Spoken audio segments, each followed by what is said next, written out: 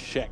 Hello, everybody. Welcome to the STIHL Timbersports Great British Pro Championship. Today we have 12 athletes on stage in just under 5 minutes here. 4 minutes 51 seconds to be exact. We are going to go live around the world with our broadcast of this event. So do be sure to get involved and make some noise for our athlete on stage, as they'll really be needing your support when we get up there and get them up there. And we're enjoying our time with this fantastic event. 6 disciplines, 12 athletes, and one will come out as the winner at the end of the competition today. So be ready for it. Going live broadcast around the world in now 4 minutes 14 seconds.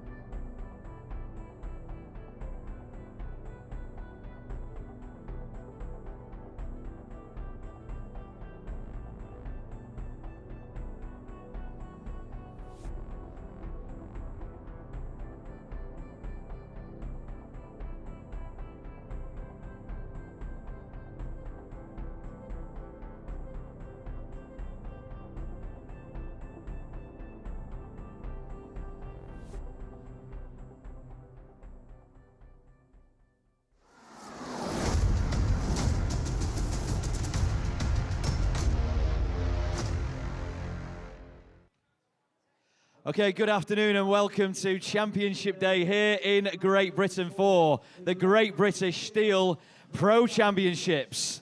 This is where the very best in Britain go hammer and tongs for the most prestigious title in British timber sports, the British Pro Championship. Now, over the last 24 hours, we've seen 6 athletes qualify for today alongside the 6 who've already pre-qualified automatically for a place in today's final. Among them is defending champion, 4-time champion Glen Penlington, fresh from a top 10 finish at the World Trophy recently. But make no mistake, every athlete here today believes it could be their day, and there can only be one champion. And over the course of this competition, we'll witness 6 extraordinary disciplines of steel timber sports, from the precision of the stock saw to the explosive power of the hot saw. You're in for a treat. This is where championships can be won or lost in a matter of milliseconds. This is the pinnacle of British steel timber sports. Strength, speed, and skill at its absolute finest. Ladies and gentlemen, let's make some noise for our athletes who are competing for the title of 2026 British champion. Let's bring them on, please. Here we go. The first up is Ryan Tonkin.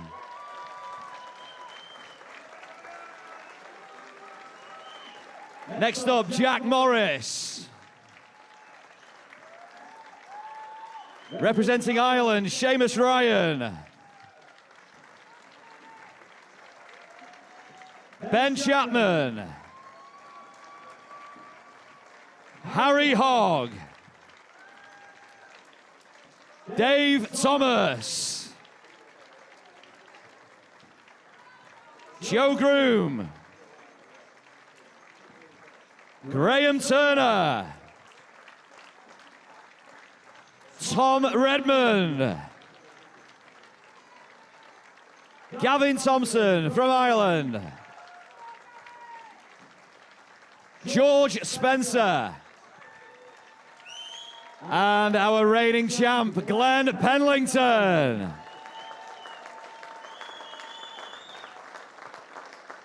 Okay, so we have our athletes locked and loaded. We're about ready to introduce our judges. Please welcome on Mr. Bart Janssen and Radu Kazaku.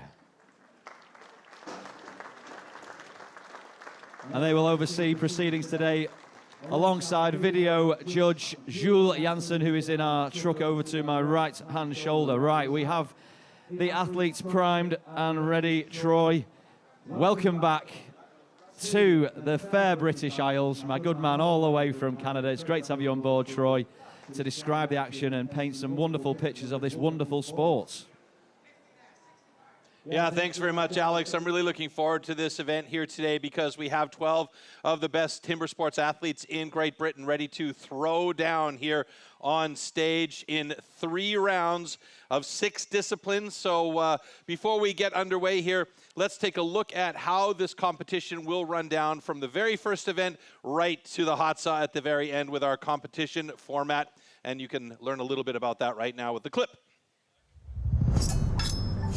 The Steel Timber Sports Individual Competition. In the first round, all athletes compete in 3 disciplines: the underhand chop, the stock saw, and the standing block chop. The times achieved will be converted into points upon completion of each discipline. In round 1, a difference of 1 point applies in each discipline, thus the fastest athlete receives 12 points and the slowest only 1 point. Any rule infraction will result in a disqualification, and the athlete will receive 0 points for that discipline. At the end of the first round, the athletes with the lowest scores are eliminated. Only 8 athletes make it to the second round. In this second round, the remaining athletes compete in the single buck and the springboard for increased scores. With 2 points difference between placings, the fastest athlete now receives 16 points and the slowest receives 2. The 2 athletes with the lowest total points are eliminated at the end of round 2. Only the top 6 reach the third round. In the third round, anything is still possible in the hot saw, as an increased score interval of 3 points applies in this final round. The fastest athlete can score up to 18 points at the hot saw, the slowest only 3 points. The athlete who manages to achieve the highest total score across all 3 rounds is the new champion.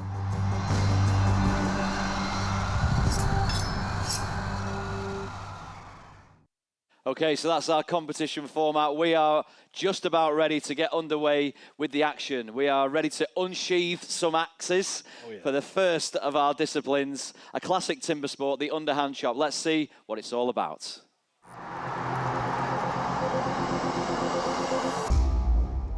The axes used in timber sports definitely can't be bought at your local hardware store.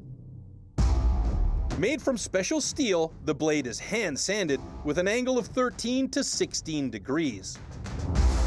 It's custom built and carefully adjusted for each competition. The weight is around 3 kilos and it's about 80 centimeters long. The blade is so sharp that you could shave with it.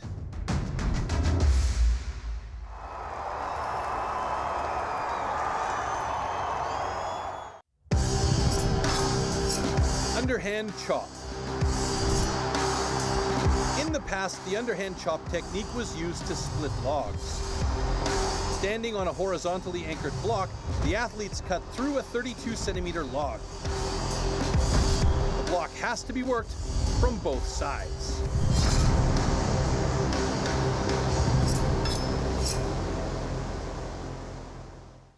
Okay, we're not going to make the athletes wait much longer now, and this is the rundown of your heats through 1 to 6. First to take the stand here in Great Britain and kicking us off in 2026 with the underhand chop will be Joe Groom and Seamus Ryan. And they'll be followed by Dave Thomas and Ben Chapman right the way through to Tom Redmond, Gavin Thompson, Harry Hogg and George Spencer, 2 names to watch out for. And our reigning champ, he's then going to take the stand in Heat 5 alongside Ryan Tonkin, our debutant here. And 3-time rookie champ Jack Morris will go in Heat 6 alongside Graham Turner. But we're going to bring our first 2 athletes out onto the stage. We welcome a legend of timber sports, Joe Groom from Guildford in Surrey, the Cookie Monster, and Seamus Ryan, representing Ireland many times at international level. We're going to kick things off, folks. Give it up for our 2 athletes.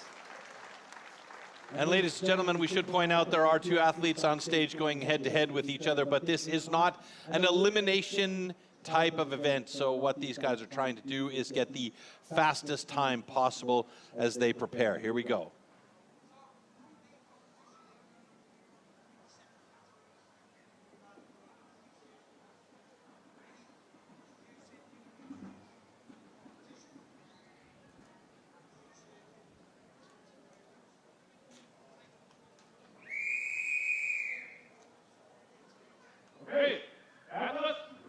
Stand to your timber. 3, 2, 1, go! So Seamus Ryan in the green, Joe Groom in the blue, getting into that block right away. Both of them pretty much in sync for the first few drivers as both of them chipping out nicely here. Joe Groom looking like he's good to get to the other side, and he got over there quickly with a hop. He is not the Cookie Monster anymore. He is Bugs Bunny on that one as he jumped over to that second side, and he's looking good. Seamus Ryan now chipping out nicely on the second side of his block as he's getting close to it. But Joe Groom's got himself a personal best with a nice cut at 27.05. Seamus Ryan just passed the 33-second mark, and he's got 34.19 as his time here in the underhand.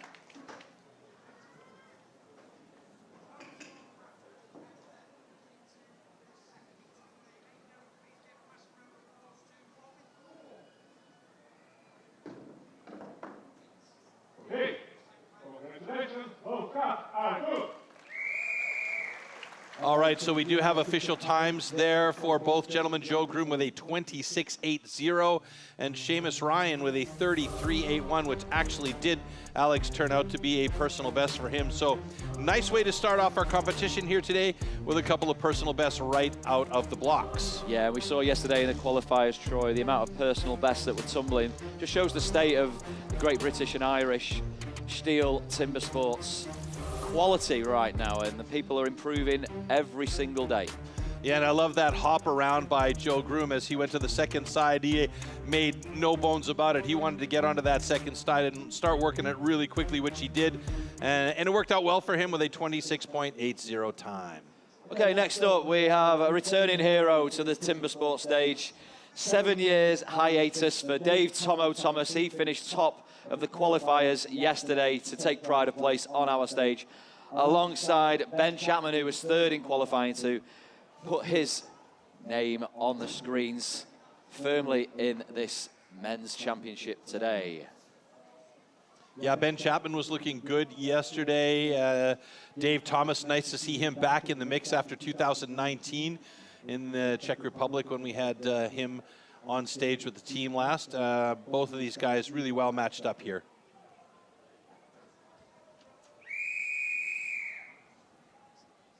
Hey, ready. Stand to your timber. 3, 2, 1, go! Quick start by Dave Thomas and Ben Chapman on that first side.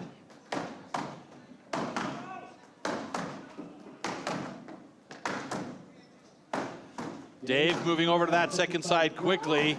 Mr. Thomas wanting to make a name for himself once again.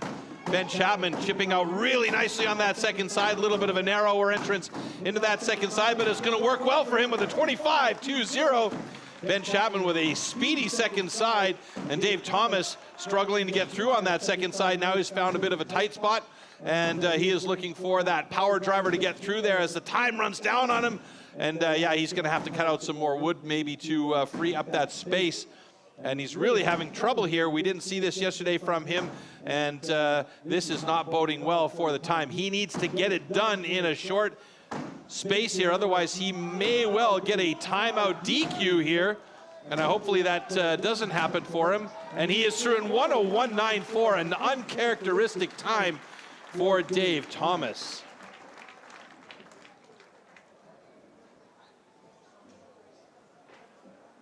Curious to look back at that block and see what happened there.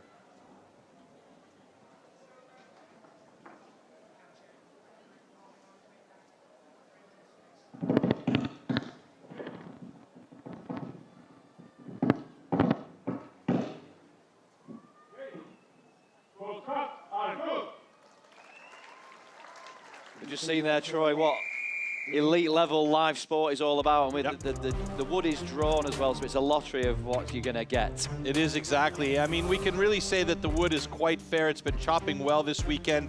Ben had a fantastic cut on that one with a 24.80.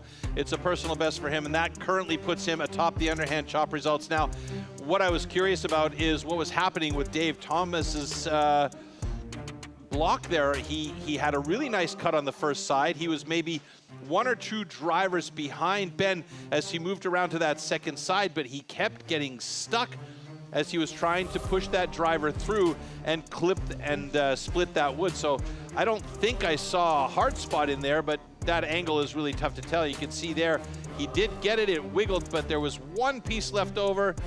And oh yeah, you can see there's a little dark spot there. It looked like there was a knot. So it might have been that caused problems. When these axes that are so precisely sharpened to a very, very, very sharp, I mean, you can shave with it, as you heard from the description. When it hits a knot in there, it can damage that edge a little bit, which takes away its cutting ability. So yeah, there was a little dark spot in there that I saw. I don't know if that was the end-all be-all for that one, but it could have had an effect. Like you say, Troy, uncharacteristic start for Dave Thomas, and we know the quality of this field today. Glen Penlington, the 4-time British champion, but who else is in the mix today, Troy, in your opinion? Well, I'm really interested in seeing how Ryan Tonkin does against these guys, because Ryan Tonkin appeared yesterday during the qualification round and was a surprise for everybody. It was his debut in the pro class, and he did really, really well, in particular on the chopping disciplines. He was great on the underhand chop. He was great on the standing block. He had a really decent stock. So we'll see how he does now that the ante's been upped a little bit here. And of course, I'm going to be rooting for Joe Groom all day long. That's my dark horse for today. Okay, great stuff. Yeah, we can also cast eyes to the likes of George Spencer, who's knocking on the door. Last year, he's a national record holder. We've got Graham Turner from Scotland, some big, big names to come onto this stage. And we're going to carry on now with the next heat. All right, and that brings us to Tom Redmond from Bear Regis in Dorset, and former Irish International Rugby League player Gavin Thompson will take the stand. So expect fireworks from these two. Absolutely, and you know, I say I had a couple of favorites there, but I look down this list and I see there are absolute legends and legends in the making in this list of athletes that are coming up on stage here today. So really, I mean, you could throw a dart and hit any one of these guys that could theoretically win this event today.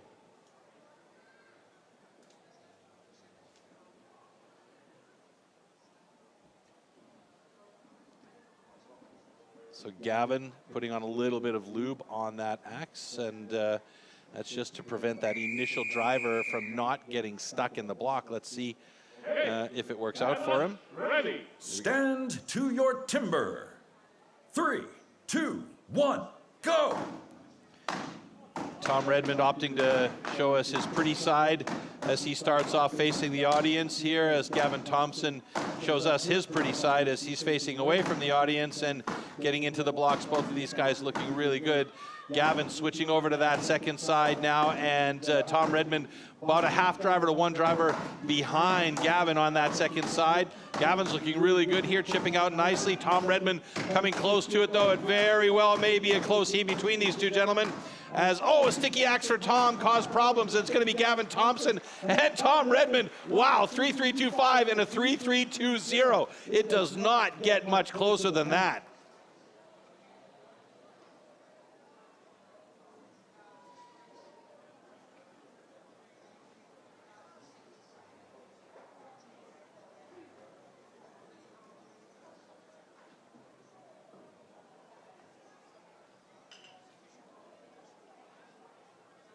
Okay, we have a disqualification on this side because the footballs were cut, and the good cut on this end.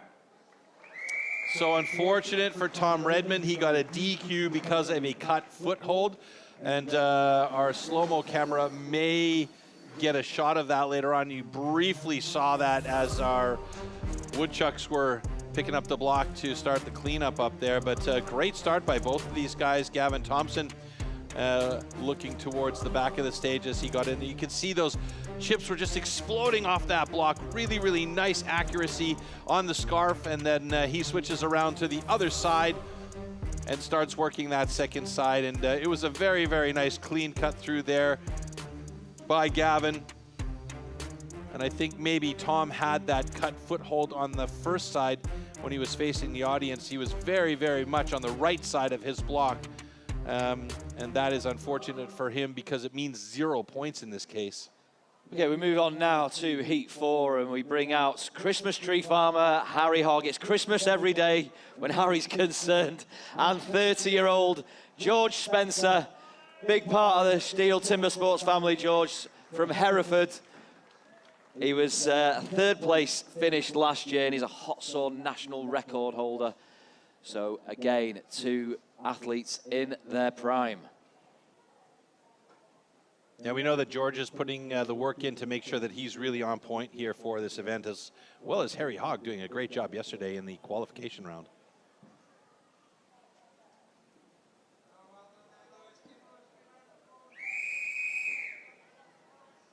Okay, analysts ready. Stand to your timber.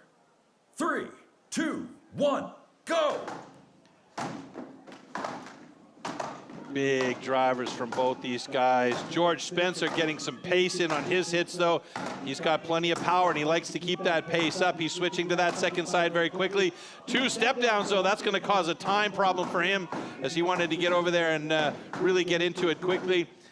Now he's on that second side with his balance intact. Harry Hogg looking good on his side. A little bit of a sticky axe there, though, and George Spencer pretty close to getting through that one. He's done it in a personal best, 2.845. And that puts him just in third place here in the underhand chop results. Harry Hogg with a 34.36 in sixth place right now in the underhand results. So a really nice run there from George Spencer to keep him well in the mix. And so far, 4 personal bests have gone by the wayside, Alex. Yeah, we can see backstage here today the steely determination in all these athletes' eyes, and there's a real focus about everyone who's taking the stands today.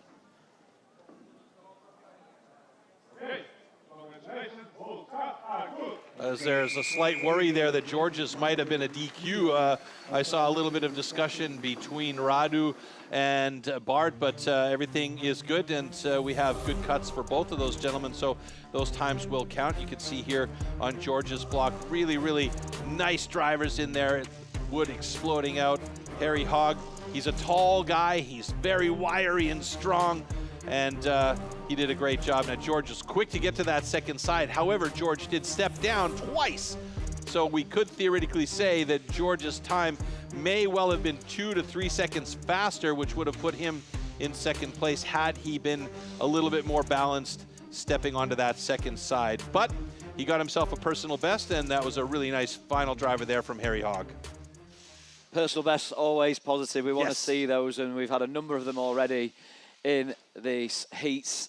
Troy, it's been an explosive start for a number of our athletes, but I just want to touch on Tom Redmond with the disqualification.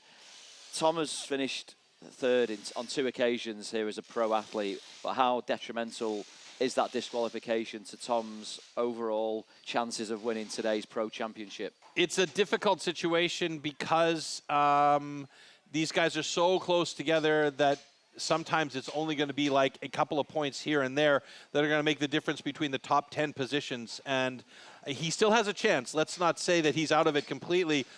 He's such a, such a strong competitor. He's going to be going, okay, I need to make some changes in the stock saw and my standing block chop so that I can make sure that I have the points that I need in order to stay in the top 8 moving into the next round of discipline. So he's not out of it, but it's going to make life a little bit more difficult for him. And it was probably just a small mistake, a misstep on his part, hitting into that foothold on the underhand chop, and that caused a DQ. And unfortunately, the DQ means 0 points. Yeah. Troy, the next heat is one not to take your eyes off. We've got the 4-time champ Glen Penlington taking the stand with our sparkling debutant, Ryan Tonkin. And what do you expect from this one? Fireworks, absolutely. Glen Penlington knows he's good. He knows he can cut well on the underhand chop. He's a fantastic axeman. Ryan Tonkin, what we saw yesterday was impressive for me. I mean, the kid is absolutely fantastic. I say kid. I mean, he's not really a kid anymore, but is a kid as far as his experience in timber sports here is concerned on the pro level. And sometimes we say in other sports you're playing up. And in this case, I think Ryan is going to really push Glen right to the edge. And it may help Ryan, in fact, achieve a good time as well in the underhand chop. So we'll see how it all pairs out. But, I mean, Ryan's not really far off that time of Glen Penlington here with his time personal best. Yeah, and it's easy to forget that Glen has 20 years worth of experience in STIHL timber sports, and he's only 35 years old at the peak of his powers. And this man here, Ryan Tonkin, as Troy's detailed, he had a stellar debut yesterday in the qualifiers and rightly deserves his place on the log for the first foray into his pro championships. Okay, athletes, ready. Stand to your timber. 3, 2, 1, go! Oh, look at the speed by Glen Penlington there. He has axe velocity and pace as well. And Ryan Tonkin not letting him get too far behind, but Glen was quick over to that other side, and he hopped over to that second side really quickly as well. Ryan Tonkin hitting on that second side now, chipping out nicely, and it's a season's best, personal best for Glen Penlington. 19.57, obliterating his previous personal best. Ryan Tonkin nearing the 30-second mark here, as one more driver should do it for him, and a 33.04 for Ryan Tonkin. So not as fast as we have seen him cut, but he is in 6th place in the underhand results, and Glen Penlington takes the top spot in underhand with a bullet. Wow.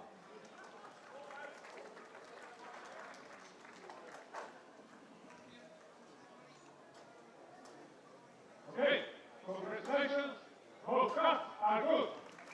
I mean, I think over the course of this competition, we're going to run out of superlatives to use against Glen's name, but it's That's a statement of intent, Troy. It was great to see him smiling at the end of it. Yeah. Well, enjoying himself. Yeah, I mean, he had pace and power and accuracy. One time he got a little bit sticky in there, and how quick was he to the second side there? Just absolutely blisteringly fast there on that one. And just to give you an idea, the previous season's best for the underhand was 20 and change, and Glen brought it down to 19 and change with a personal and season's best this time around.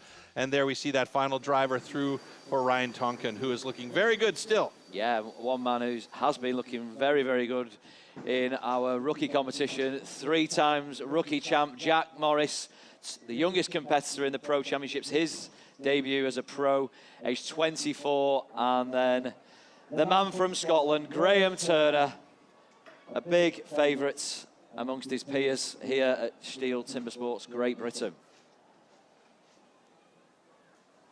Jack's got himself a fancy new pair of shoes for the competition today. Looking like Billy Whiz in those.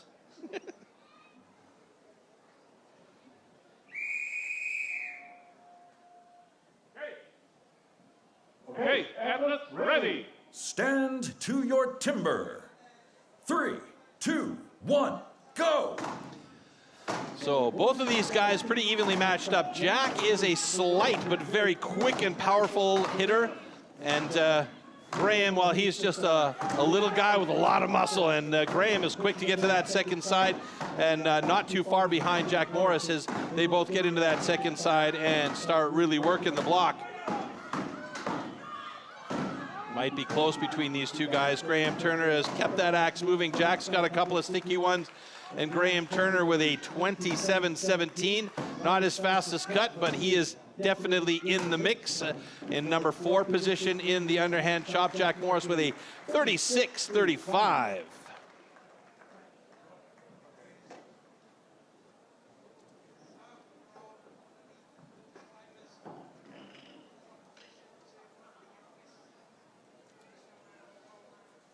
Okay, congratulations. Both cuts are good. Troy, Jack got off to a blistering start there, but what do you think it was that cost him those valuable seconds in the final third of that? Well, Jack's a power packet, and he can really hit, you know, he got into that block. This is Graham's block here. You can see really, really decently accurate shots, but plenty of power and chipping out very, very nicely. And here, that was good, evenly matched up heat on that first side. And here you can see Jack was actually first around to that second side and got into it fairly quickly, but then it just took him a little bit longer on that second side for whatever reason. Sometimes it's, you know, something in the woods. Sometimes it's getting the axe stuck. He did get it stuck a couple of times on the bottom of the cut, so that might have played a role as well. And you can see Graham with a nice clean cut through there, and about 4 or 5 drivers. You can see a huge sticky axe there for Jack. I think that was the problem absolutely for him on that second side of the cut. All right, so let's take a look at how the points come out in the wash now. So as we know, we saw that unfortunate DQ for Tom Redmond. He won't get any points after those cuts to his footholds. And then the points are split thus. Dave Thomas taking 2, Jack Morris 3, Harry Hogg gets 4 points. The Irish pair of Seamus Ryan and Gavin Thompson getting 6 and 5, respectively. Our debutant Ryan Tonkin takes 7 points. George Spencer with 8. Graham Turner, we just saw, he picks up 9 points. Then the top 3 after this initial heat. Joe Groom, he gets 10 points. There's a personal best there.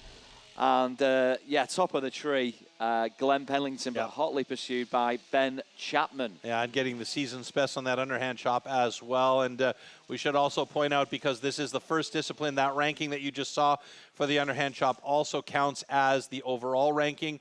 Once we get into the next disciplines, then we'll start to see these rankings shift and change a little bit.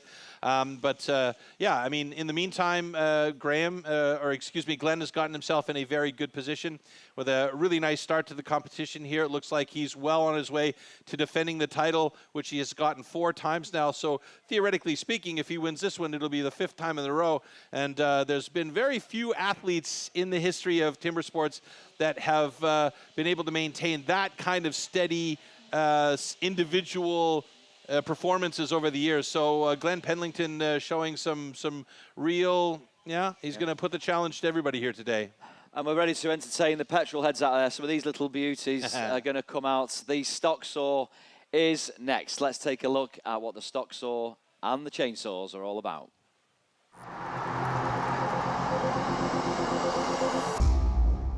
The STIHL MS661CM stock saw is used in STIHL Timbersports as the ultimate test of operator skill.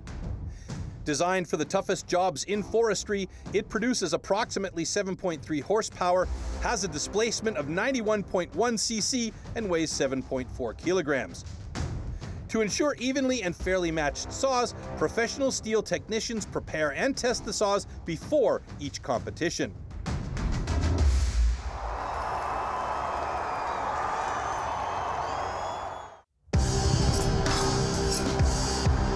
Stock saw. After the starting shot, the contestants have to cut 2 wooden discs, so-called cookies, within a 10-centimeter mark. 1 downward and 1 upward. The attempt is only valid when both discs have been cut off completely and within the marks.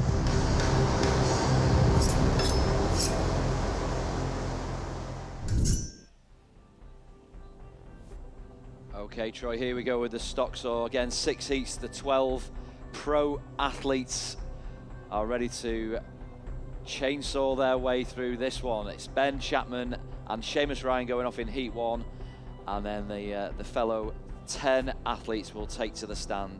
Points are at stake. Every second counts in this one. Yeah, and this isn't really about strength or power. This is about knowing the machine that you're using and have in your hand. You have to really be able to feel and read what's happening with that machine and knowing when to push and when to let off a little bit. Yep, so we now have coming to the stage from Ross-on-Wye, tree surgeon Ben Chapman, and he is joined by Irish competitor Seamus Ryan, 50 years young. Yeah, it's great to watch Seamus out there. Keeping on. I mean, 50 years and still competitive and still relevant. So that's fantastic. Ben Chapman had a really nice start to the contest here with the underhand chop. Second fastest in the underhand chop, just behind Glen Penlington. So if he can stay consistent throughout this, he may well challenge Glen for that top position. And, the routine that these guys have right now is just about making sure that everything is in the position they expect it to be in, so that all they have to do is react and go, and it's just muscle memory. Here we go. Hey, warm up your souls.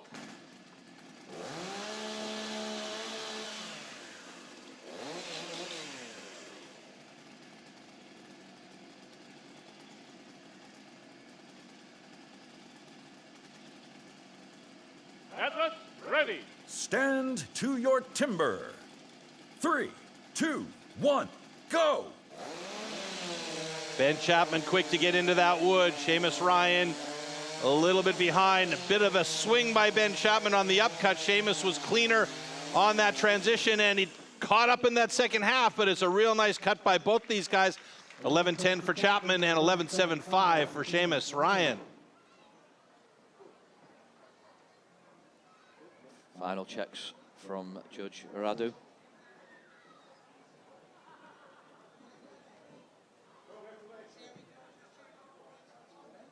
Congratulations, all shots are good.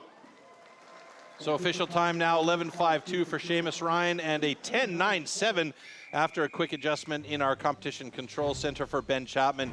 Now, Ben was quick to get into that wood right away, but he had a bit of a swing on the transition. Hopefully we'll see that. Seamus, on the other hand, there you see that swing.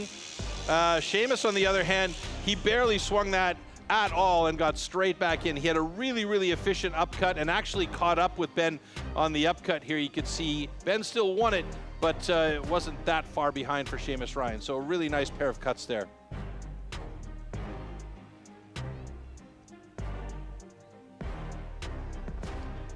Yeah, so we're underway with the stock saw and brings us to heat 2. Ryan Tonkin and Dave Tomo Thomas making this return after 7 years away from timber sports. That you can see there, Troy, with their personal bests. So close within each other's times, and Tom over there with 11.86 best.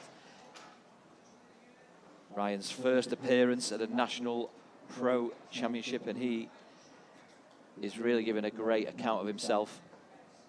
Yeah, I'm really impressed with that that guy, Ryan Tonkin. I mean, he's been really fun to watch, and I always like to see when talent presents itself, because it just means good things for the sport down the road, and the more people that are pushing the envelope, the better the sport is going to get, and yeah, it's just a lot more fun to watch.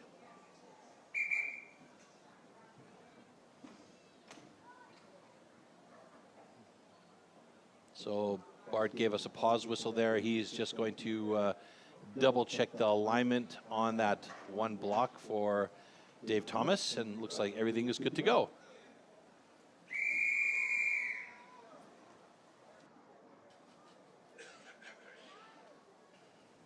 Hey, warm up.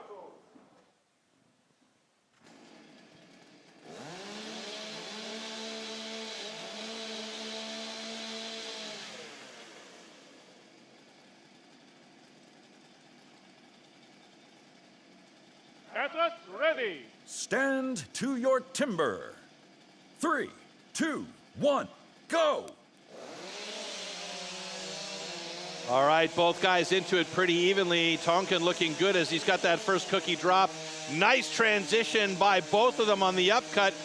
Tonkin losing that tip a little bit, but he's got a personal best 11.98 after yesterday's 12 and change. So that's a really nice run for Ryan Tonkin. Dave Thomas with 12.09. So Ryan Tonkin sitting at the moment third in the stock saw. Ben Chapman still holding that top spot, and the time to beat in stock saw is a 10.97. Congratulations, both cuts are good. So again, improvement for Ryan Tonkin after yesterday's qualification round. He's gotten a bit faster on the stock saw. You can see Dave making a little bit of an adjustment there, kicking away something underneath him as he was in his cut. And there you see that final lift from Ryan Tonkin. Really nice, clean cut for him. Two good cookies on the deck. And you can see a little bit of an advantage there for Ryan on the left-hand side of your screen, but it wasn't that far ahead of Dave Thomas. All right, a couple of our qualifiers from yesterday taking the stand for Heat 3 in the stock saw. Harry Hogg and Jack Morris. Harry Hogg, second in qualifying yesterday from putting the glam into Glamorgan. And yeah, Jack Morris, Welshman, three-time rookie champ. Harry's been fun to watch throughout this weekend as well, coming through the qualification round as well as Jack Morris. So yeah, it's been good fun to see these guys compete.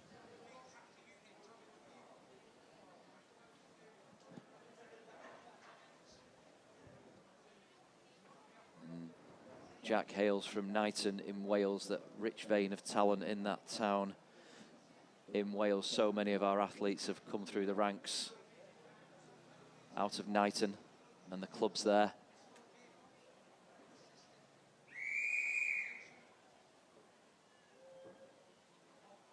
Hey, warm up your souls.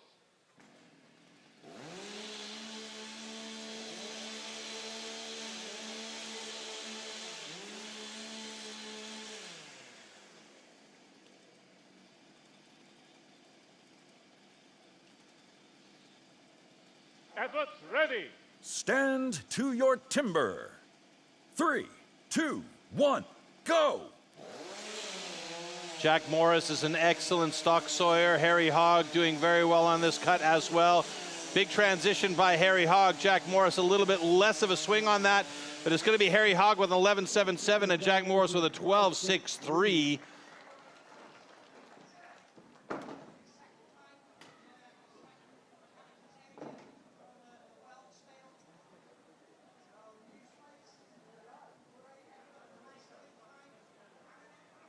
Congratulations, both cuts are good. Harry Hogg having to remove the mouse ears off the top of his head for that last shot, and taking a look back here, Very, very nice start. Bit of a thick cookie for Jack Morris, but his transition was super clean onto that upcut, and he kept that saw moving. Didn't disappear the tip. A bit of a swing for Harry Hogg, and he's also got a massively fat second cookie. I'm surprised that he managed to stay within the lines there. That first cookie, yeah, the first cookie was nice and thin, so he left himself lots of space for that second cookie. Yeah, we know, Troy, the promise that Jack Morris has undoubtedly shown, but it's not really going his way so far today. Yeah, I mean, you know, it's been, what, 2 years that he's been participating at this level. It's going to take some time. He is a very, very talented athlete. There's no two ways about it, and he'll get there. He'll definitely get there.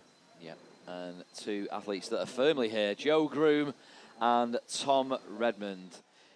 Joe's one of your ones to watch for today. He's been there or thereabouts at our Pro Championships for a number of years now, Joe, and is this the year he can really turn things on? He always says he's his own worst enemy at times, so, you know, he's I think it's safe to say that we can all say that about ourselves, so really, I mean, you know, it's just about if your headspace is on point, then you're good to go, and I like the way that Joe's been active in this sport for so long, and it's about his time, I would say. He's my dark horse for today.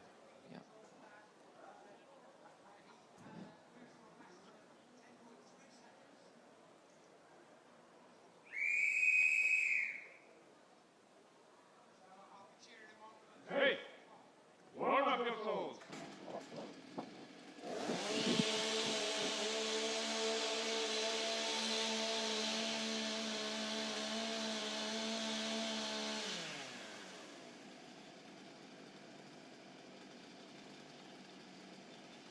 Athletes, ready.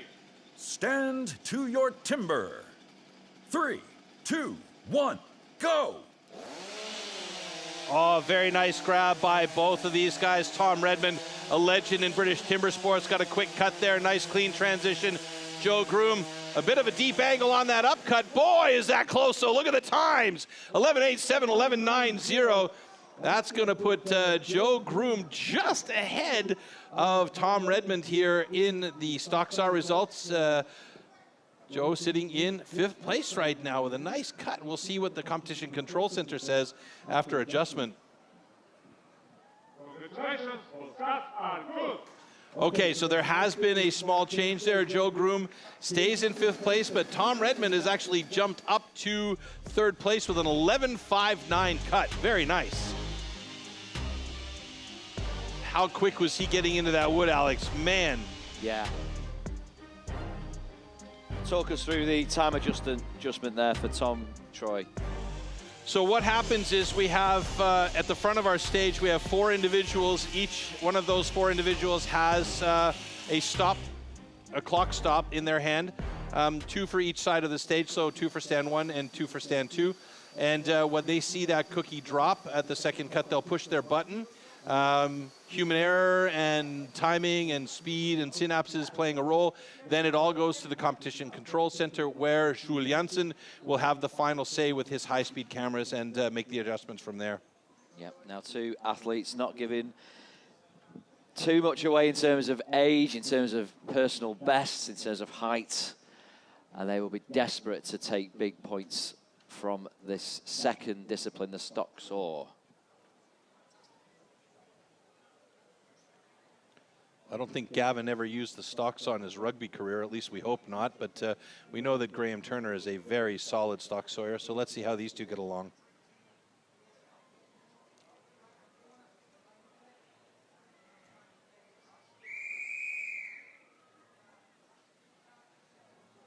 Hey, warm up your souls.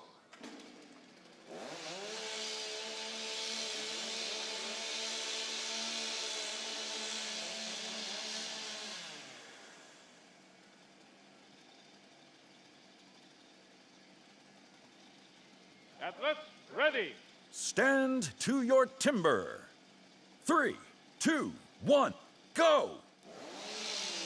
Oh, dead even start by both Gavin and Graham. Gavin's got a clean cut. Beautiful transition by Gavin Thompson on the upcut. He's looking good. Graham's lost the tip of his saw in there a little bit. Oh, and a bit of a slower time for Turner on that one. Gavin Thompson, 11:13 at a 12:39 for Graham Turner. And we'll see that in the slow-mo. We saw the tip of the bar from his saw kind of disappear into the block a bit.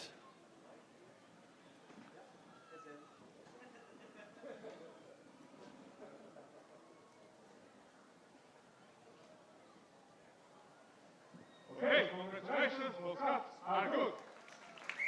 All right, official times locked in there. Gavin Thompson, second fastest time of the day with an 11:03.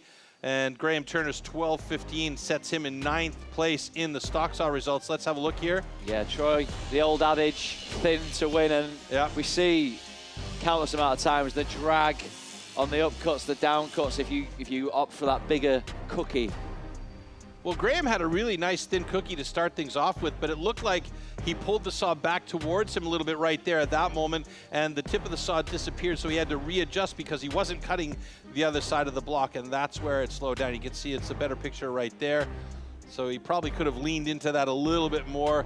Gavin Thompson, though, had a really nice transition, a really clean upcut. Both of them got into the wood at about the same time, so it was a nice start. Okay, the final heat of the stock saw, our second discipline out of 6 timber sports, sees Glen Penlington and George Spencer take to the wood. These guys couldn't be better matched up in this discipline. Glen's fastest time, 9:94. George is a 9:45. Tail of the tape gives a slight advantage to George. Let's see if he can hold that true, or if Glen's been working on listening and whispering to the saws a little bit.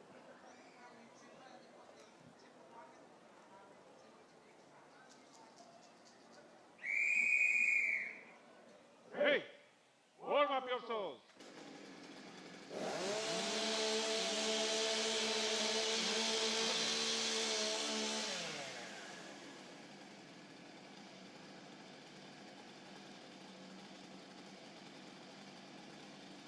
Athletes ready. Stand to your timber. 3, 2, 1, go! Wow, quick start by George Spencer. Glen Penlington, very quick to get in there as well. Beautiful transition from both guys. It should be a very clean upcut for Glen Penlington, 11:16, and George Spencer, 11:72. I said these guys were closely matched up. How does that look out there? Unbelievable. Very, very close heat there. Glen Penlington slips himself into 3rd place in the overall there, or not in the overall, excuse me, in the stock saw, and George Spencer jumps into 4th place in the stock saw. We'll have a look shortly how that pans out in the overall. Hey, congratulations, those cuts are good.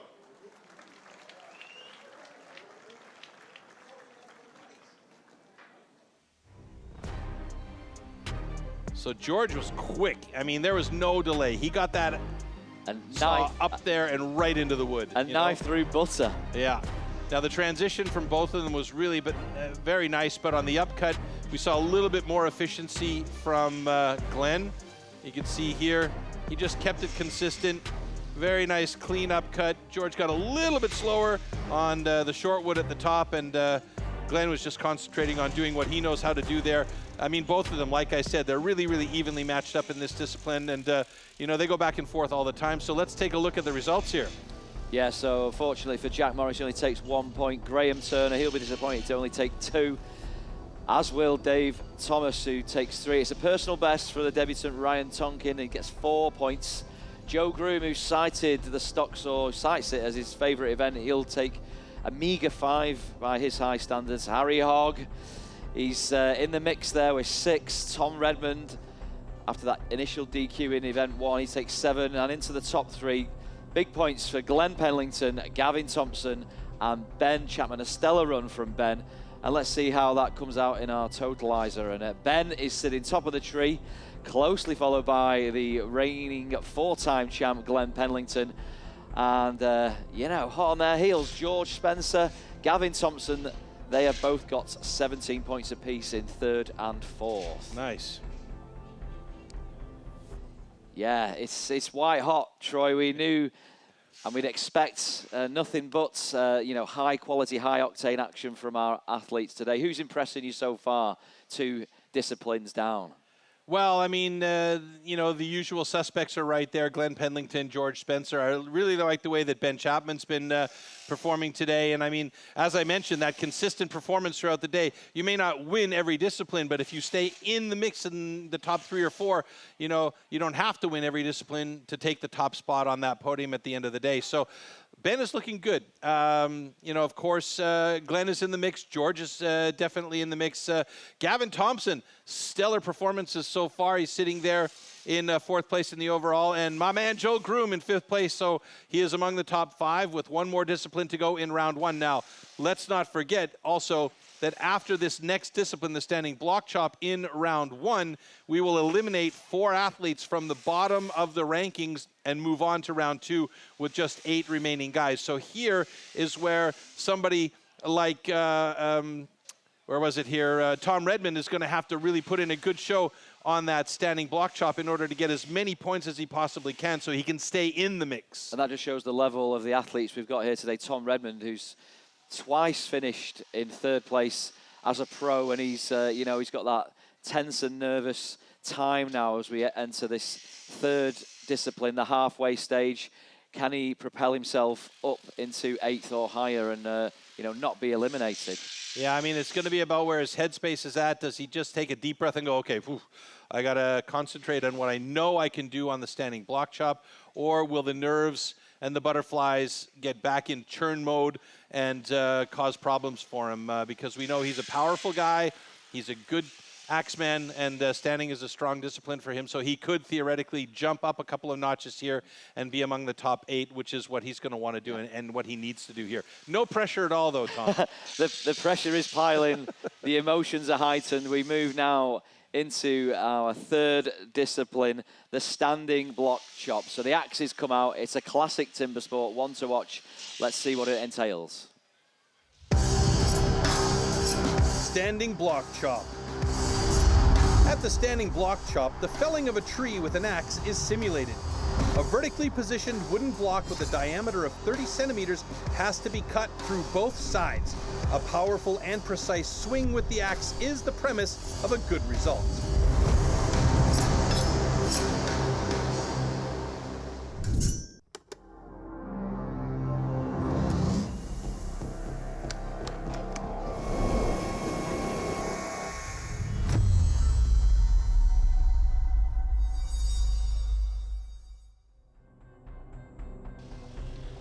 Okay, the standing block chop simulating the felling of a tree.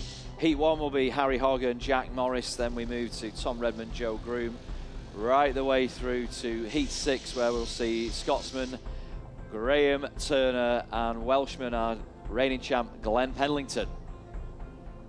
Tom Redmond right now in 10th place in the overall standings with 7 points. Yeah, he really needs to kick it up a notch here. He managed to get 6th place in the stock saw. That's middle of the pack. That gave him those 7 points that he needs after the DQ and the underhand. So right now, it's about trying to get as many points in that heat number 2 coming up for Tom. In the meantime, Harry Hogg and Jack Morris on stage getting ready for their standing block. Harry and Jack sitting 9th and 12th overall, so we need big performances from these two.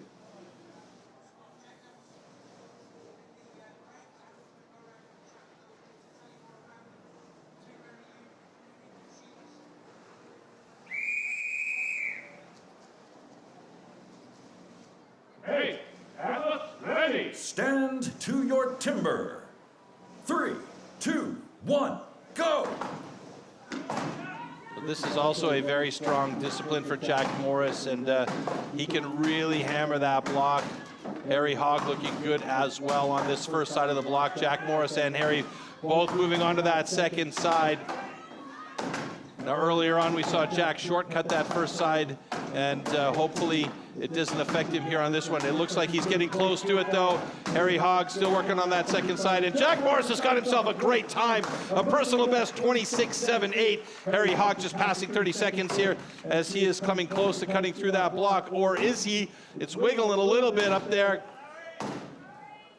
You can hear the audience members in the background Harry needs cheering this. him on, but he might have cut too short on that first side, leaving him in himself a little bit too much material to cut through. It's a tough situation to be in as he's trying to find that power to get through, and he's done it in 53.97. That is an unfortunate time for Harry Hogg, who has had much better times in the past. Jack Morris, however, with a really nice 26.53 PB.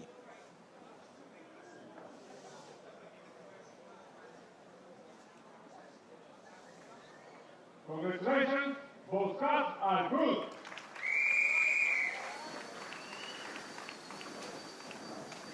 And hopefully this can kickstart Jack's championship. If he can get himself into that top 8, and it was a wry smile from Harry. Maybe the realization has dawned on him that you know, this might be the final foray for him. Yeah, at the moment he's got 21 points in total, so that's it's going to be a tough one. I mean, he needs to be among the top 8 if he wants to make that second round. But you can see here, he just had too much material left over and tried to chip out a little bit more as we take another look there at that final driver for him. He's got the power, that's no doubt about it, but this time that cut on the first side didn't work to his advantage. Okay, another man in Last Chance Saloon, Tom Redmond, 40-year-old from Dorset, and Joe Groom, the dark horse as Troy's calling him. He is also part of Heat 2 in this standing block chop. So Tom Redmond's PB is 25.57 there. And I mean, if he can get that, he'll be in the lead after this block. The guys have been cutting well today. The blocks have been cutting well. So yeah, let's see. We'll cross our fingers for Tom to stay in the mix. And of course, hoping that Joe Groom has a good cut as well.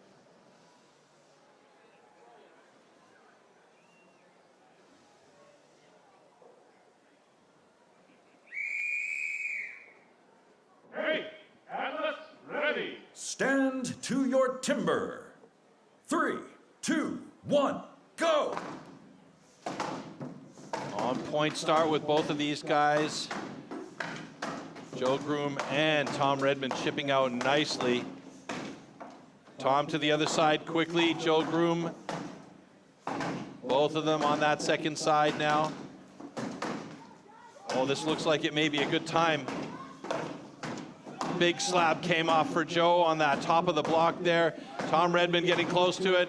Oh, and Joe Groom's dropped it at 26.99. Tom Redmond having a tough time on that block at a 33.12. So Tom Redmond sitting in third place right now.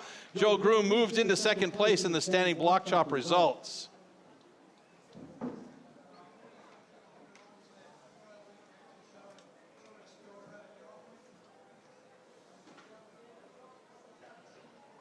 Okay, congratulations, both cuts are good. Joe has got the bit between his teeth today. I mean, not only did he knock the top of that block off, but he shaved a massive time off his personal best, and he's enjoying his timber sports today.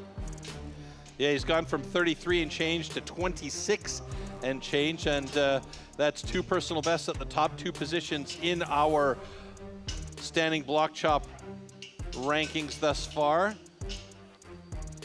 Tom Redmond looking really good on that first side. He had some big chips coming off that block. And there's that final driver from Joe Groom that spun him around. Here we see a little bit of a hop on that axe from Tom Redmond. And there might have been a hard spot or a little bit of tight wood in there. Hard to say. Yeah, I mean, it's finally poised, Troy. I mean, before we entered this discipline, only 6 points separated first and fourth, and the points are up for grabs, and every athlete has a favoured discipline, so your time could come at any moment. Every second count, every stroke, every cut counts and matters. Yeah, and as I mentioned, after this discipline, round 1 is done and dusted, and we'll be losing 4 athletes from our list at the bottom and moving on to round 2 with 8 athletes. So the points are a big deal right now, and if I look at the points at the moment, Joe Groom has got 26 because of not very many other athletes having done this second or this third discipline. He is currently sitting atop the rankings. Ben Chapman has 23 points, but he still is to cut. and he was at the top of the rankings prior to this discipline coming in. So it's going to be interesting to see how things all kind of go. And there you can see at the bottom right-hand side of your screen the standing block chop results so far, with Jack Morris, Joe Groom, Tom Redmond in 1, 2, and 3. Harry Hogg sitting in 3rd place there. So Jack Morris has given himself a good opportunity here to make sure he stays in the mix moving into that next round. We'll cross our fingers for him and, of course, Tom Redmond. But it's going to be a tough job for Tom right now. It's basically him sitting there and sweating bullets until we see how the rest of the cuts go for the standing. Yeah, we saw Jack with the most points achievable at the moment as things stand, and could this be a springboard, a catalyst for him to get himself into that top 8 and progress in this Great British Pro Men's Champ? Now, 2 Irishmen here with the Irish eyes smiling. Always great to see. Seamus Ryan and Gavin Thompson, they will take the stand next in Heat 3 of this standing block chop. Yeah, it's a sea of green up there. And look at the PBs between them both there. I know, how close is that, right? 30.5. Yeah.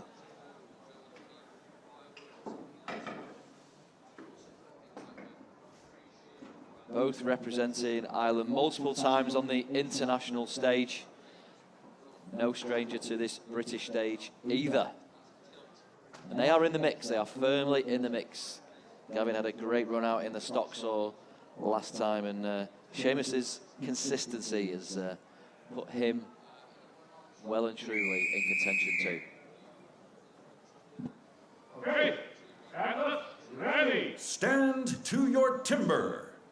3, 2, 1, go! Gavin got a little bit of a sticky one there, and that axe hung on for dear life as he tried to wrench it out of that block. Seamus Ryan getting some nice chips on his side. They both move to the second side in sync with each other, driving into that second side now. Gavin, he's also exploding some wood out of there. Seamus getting really good drivers. Gavin's coming close to it. He looks like he's going to try and power through that now. Seamus has already got his block off the top of the personal best 27.73, and Gavin, one more driver should do it, and there it is at 37.38 for Gavin Thompson.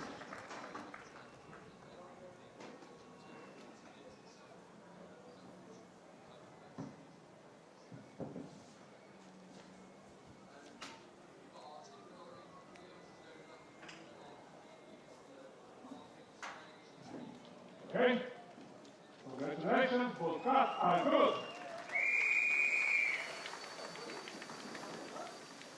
All right, so Seamus Ryan with a personal best 27.51 slips into 3rd place in the standing block chop. You can see right there was a bit of a sticky axe a couple of times here for Gavin actually on that.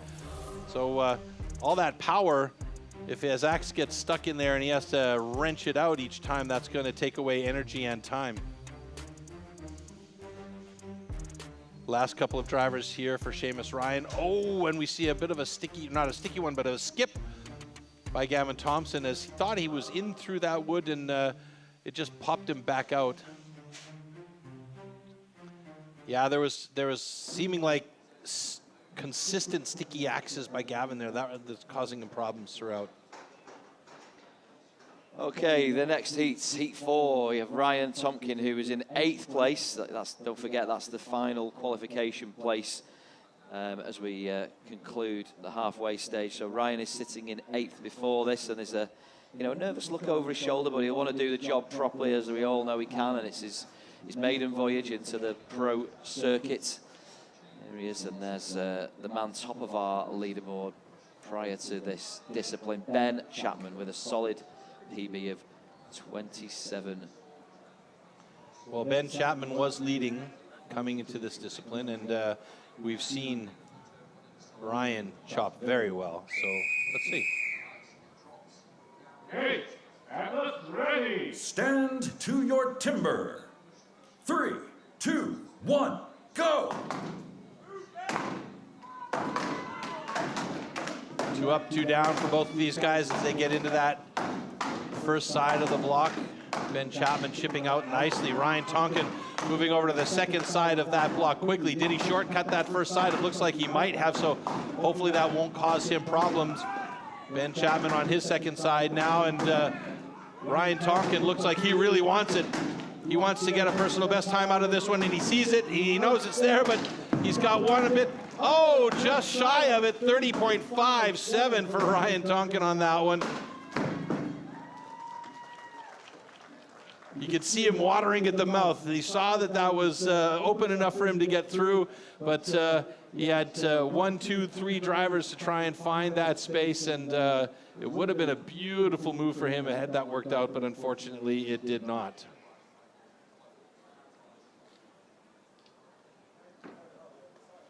Okay, congratulations, full stop, and go. So Ben Chapman with a 36.87. A bit of a slower cut for him there, as well as his personal best was 27.75. Taking a look back here at Ryan Tonkin on his first side, Ben Chapman, and that's his first side as well.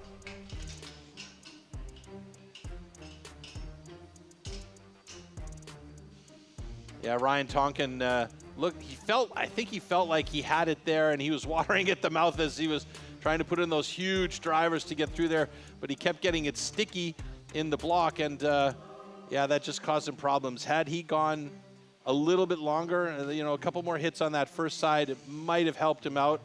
And you can see here, this last driver was just driving him a little bit nuts.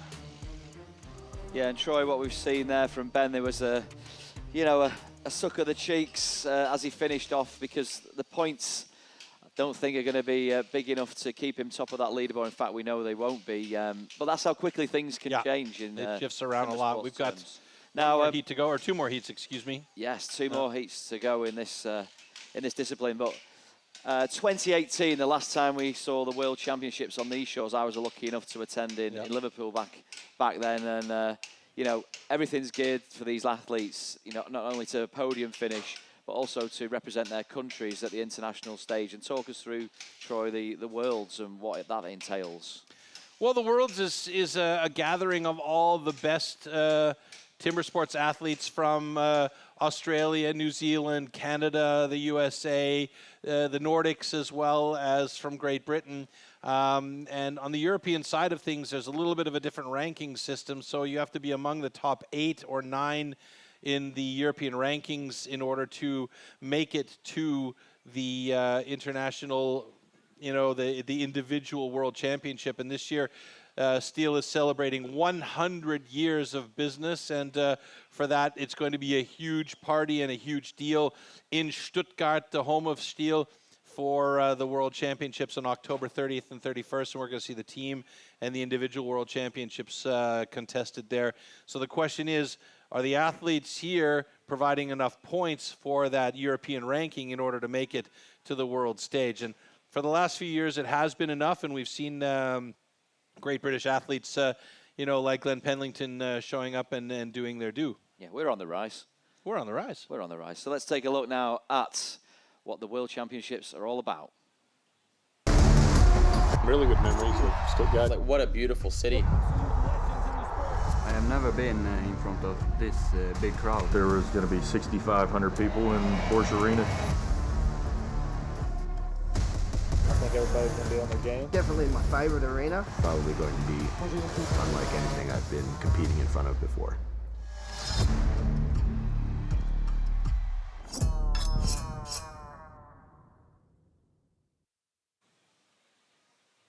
All right, we're ready with Heats 5 of this standing block chop. It's Dave Thomas and George Spencer. Dave Thomas was in 11th place going into this discipline. George Spencer knocking on the door of that podium finish. He's in 3rd before the points are added for the other athletes. So let's, without further ado, get underway.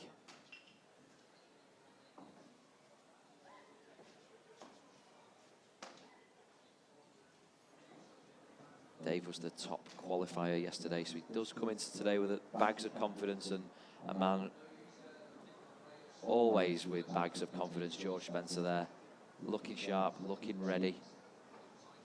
Bags of confidence, bags of axes, you name it. Okay, athletes, ready. Stand to your timber. 3, 2, 1, go!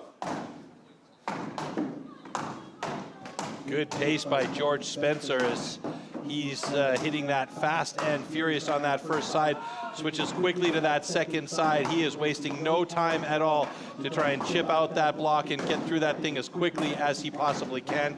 Coming into this discipline in third place, it could well push him up in the rankings, or at least, at the very least, keep him among those contesting. Oh, and it's a great time for Spencer. 26.74. That puts him in third place in the standing block chop results, and that puts him now in second place in the overall standings. And Dave Thomas with a 36.04, excuse me, currently seventh in the standing block chop results, and he is unfortunately a little outside our top 8. Congratulations, those counts are good.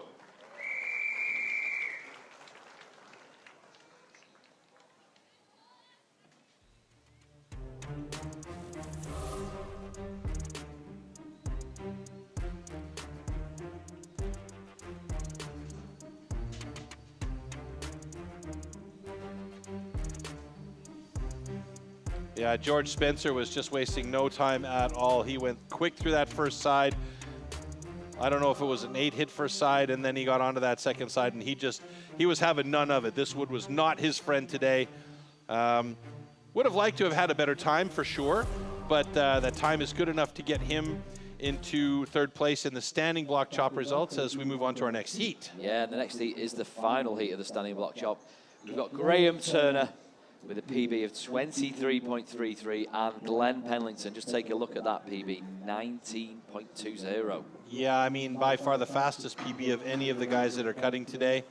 So tail of the tape has Glen with a distinct advantage over everyone.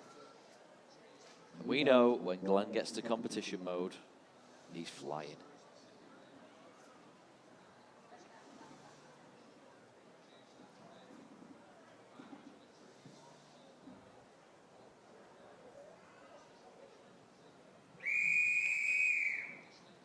Okay, athletes, ready. Stand to your timber.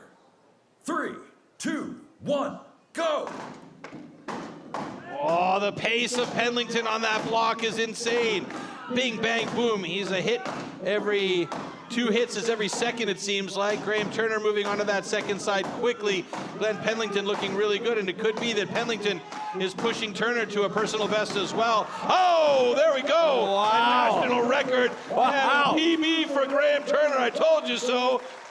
Glen Penlington with an 18.11, a fantastic run there. And Graham Turner doing a great job with a 20.99 PB. And that pushes Glen up into the top spot. Graham Turner in second place. Jack Morris is in third place in this discipline. That was blistering. Congratulations, those counts are good. I've been involved with STIHL Timbersports now for 10 years, Troy, and you know, I've seen Glen progress and progress, but today, wow, this is next level from him.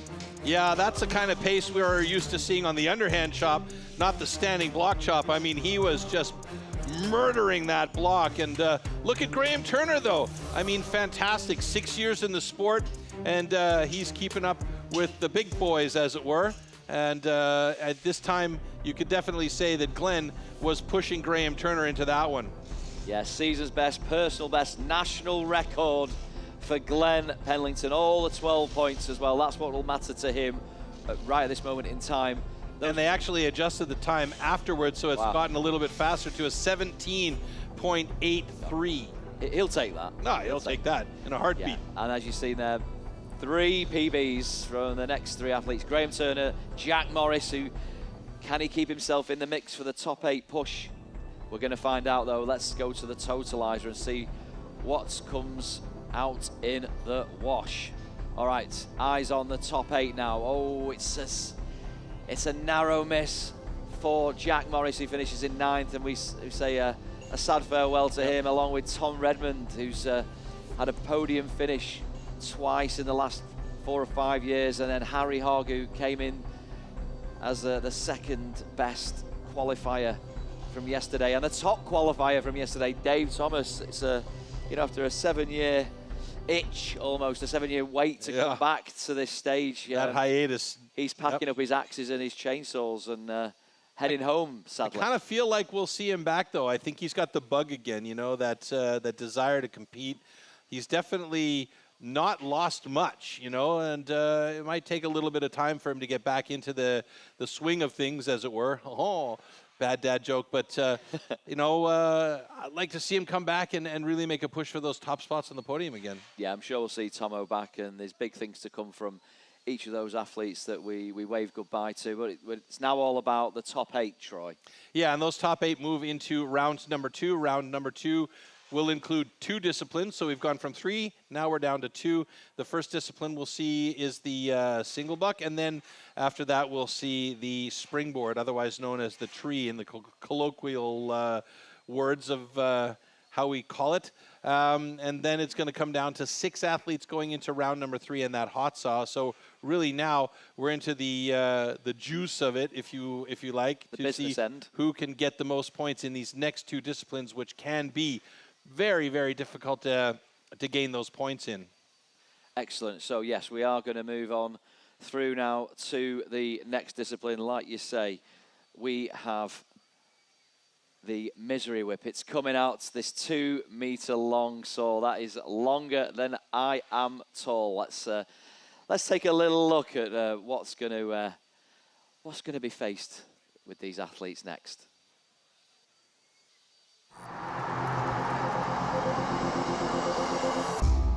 The 2-meter-long cross-cut saw used for the single buck discipline is made especially for competition. A series of consistently patterned 10-centimeter-long teeth are cut with a laser on one side of the saw and then hand-sharpened. Saw teeth are divided into 2 types, cutters and rakers, just like on the old-school saws. The saw weighs about 5 kilos and its base price starts at around €1,500.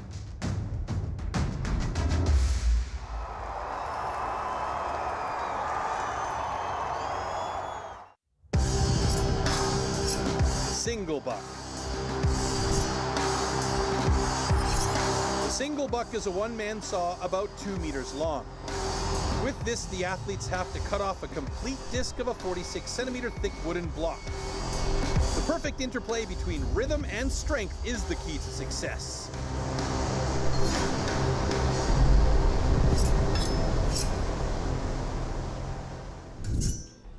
Single buck, here we go. Buckle up now for these heats. 4 of them. We're down to our top 8 athletes, and it's been a stellar debut. We keep talking about this gentleman, Ryan Tonkin.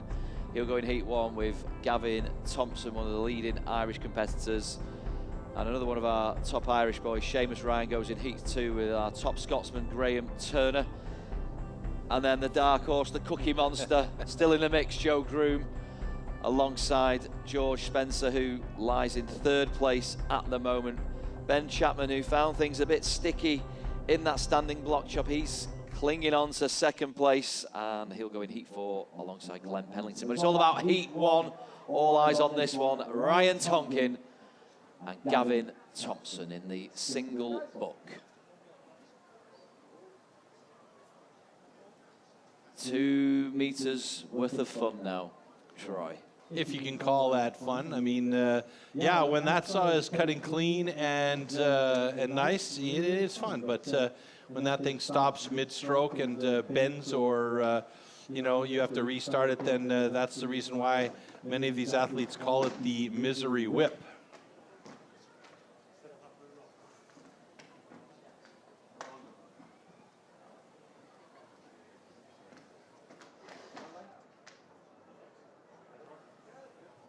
Yeah, and as Troy says there, the misery whip, you don't want that whip wobbling around. You want to keep it straight and true. So that initial trough is being marked out for both our competitors, Ryan and Gavin. Just checking those teeth. They are super sharp. A lot of time and effort's gone into polishing those to their optimal sharpness.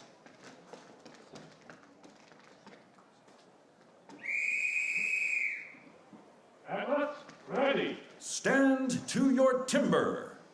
3, 2, 1, go! Gavin Thompson with a nice start. Oh, but he got sticky there, Ryan Tonkin. And he got sticky as well. A misery whip rears its ugly head for both of these gentlemen right early in the cut as they are getting into the middle part of their cut now. And both of them just trying to keep the fluidity of that saw going. Gavin Thompson's got it now at the bottom. Oh, and he's got a national record of 22.84 for Ireland, and Ryan Tonkin will take a personal best of 27.79. Great showing for both these guys, even with all that stickiness at the top of the cuts. Even with a little bit of misery sprinkled around. With a little bit of misery sprinkled around.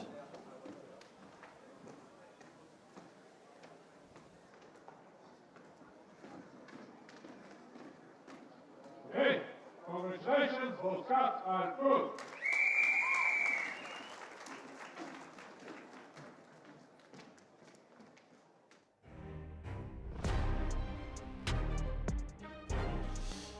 All right, taking a look back here.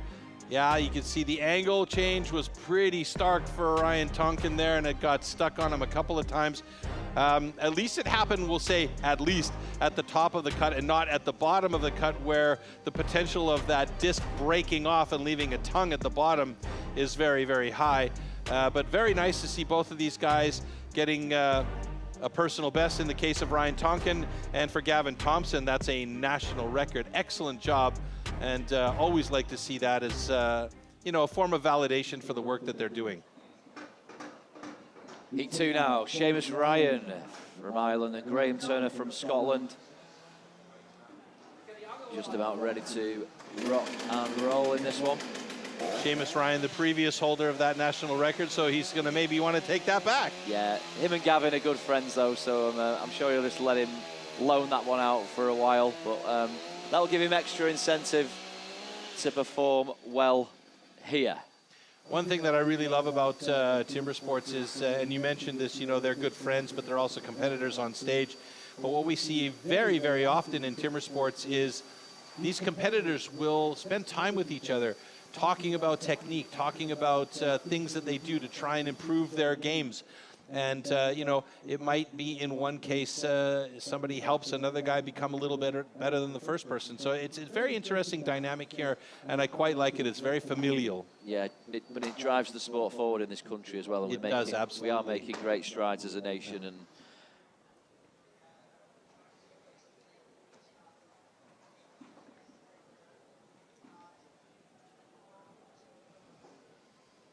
interesting that not very many of the athletes here are using spiked shoes in order to find more purchase on that floor.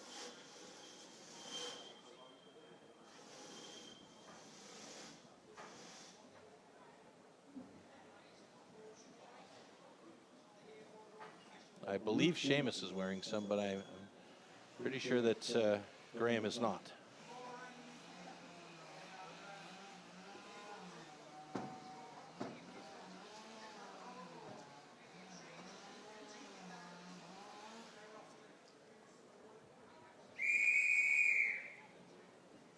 Athletes, ready. Stand to your timber. 3, 2, 1, go! Oh, good start by Seamus and Graham both. Graham's got pace and he's using really the entire length of that saw. Seamus slipped a hand off of his handle there on the pullback, but he's got it back going fairly quickly. And Graham Turner with a fantastic personal best and a blistering time of 16.17 takes over that top spot in the single buck, and Seamus Ryan with a 24.26. I would safe to say that Graham really wanted that. yeah, pulling it out of the bag, Graham, just when it matters now.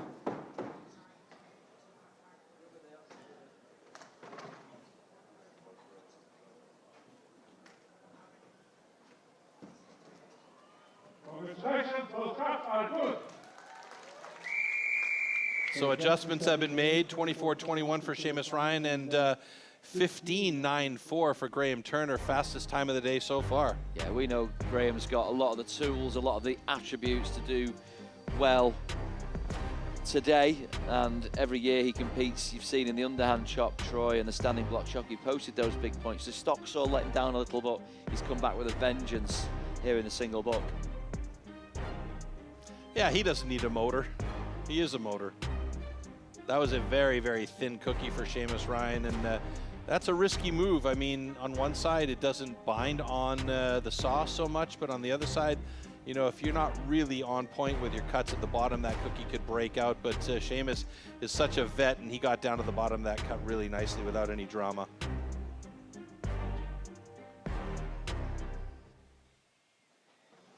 Okay, a couple of family favourites now. Joe Groom and George Spencer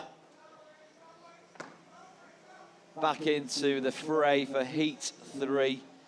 And these chaps, George was lying in third and Joe was in fourth ahead of this discipline. But as we know, everything can change. Every stroke counts. It's got to be considered. It's got to be strong. It's got to be long.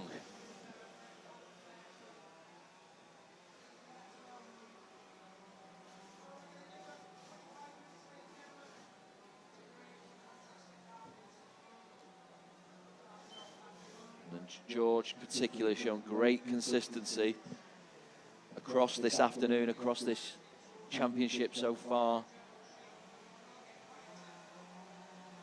Joe has got big performances in his locker. He's going to hopefully unleash something here. Athletes, ready. Stand to your timber. 3, 2, 1, go! Very nice start by George Spencer there and Joe Groom both. Joe got a little bit of a hop, but now Joe is picking up the pace as he's got the flow going. George Spencer really putting into it. Oh, he bent that saw big time though in the middle of his cut. And looks like we're gonna have a couple of decent times here for these guys. Joe Groom at 21.69 and George Spencer a little bit faster at 21.18.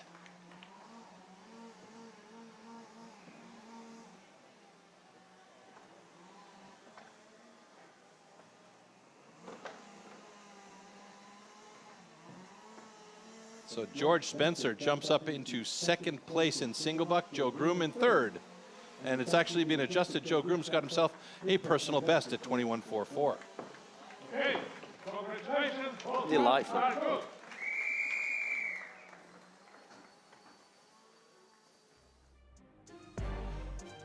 Look at the intensity on George's face there. Hopefully George breathed through that heat. Joe Groom looking very good. Joe had one hookup and George had one hookup, so I mean, a matchup that way is pretty evenly set up. There's that final pull through from George Spencer, right at the bottom of his cut, super nice and clean. Bit of an angle there by Joe Groom on his cut, but he still made it work for himself. All right, the last heat now of our single buck discipline. Two big hitters in timber sports terms. Ben Chapman, who is knocking on the door of a podium finish, and the man himself, Glen Penlington. I mean, this guy is just getting better and better.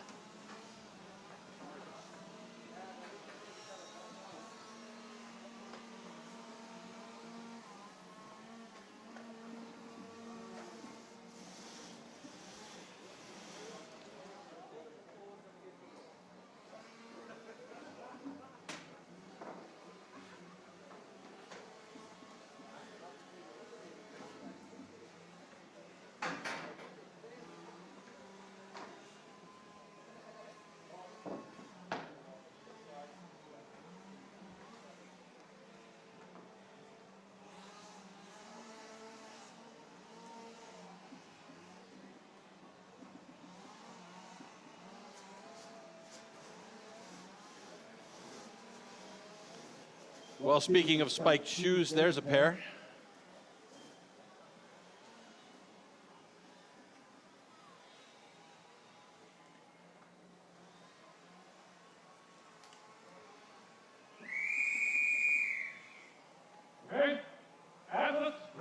stand to your timber.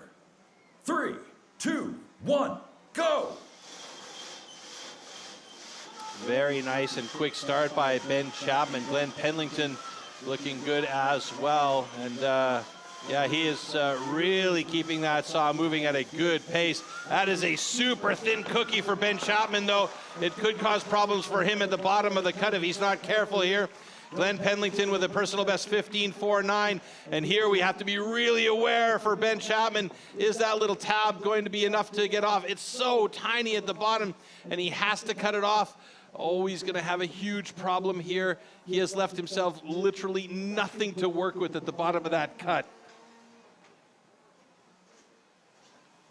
He's going to have to hip check that saw on there to try and get that little piece off, and that is going to be quite the puzzle for our judges to have to put back together. And I see you gritting your teeth over here watching this. Oh my goodness.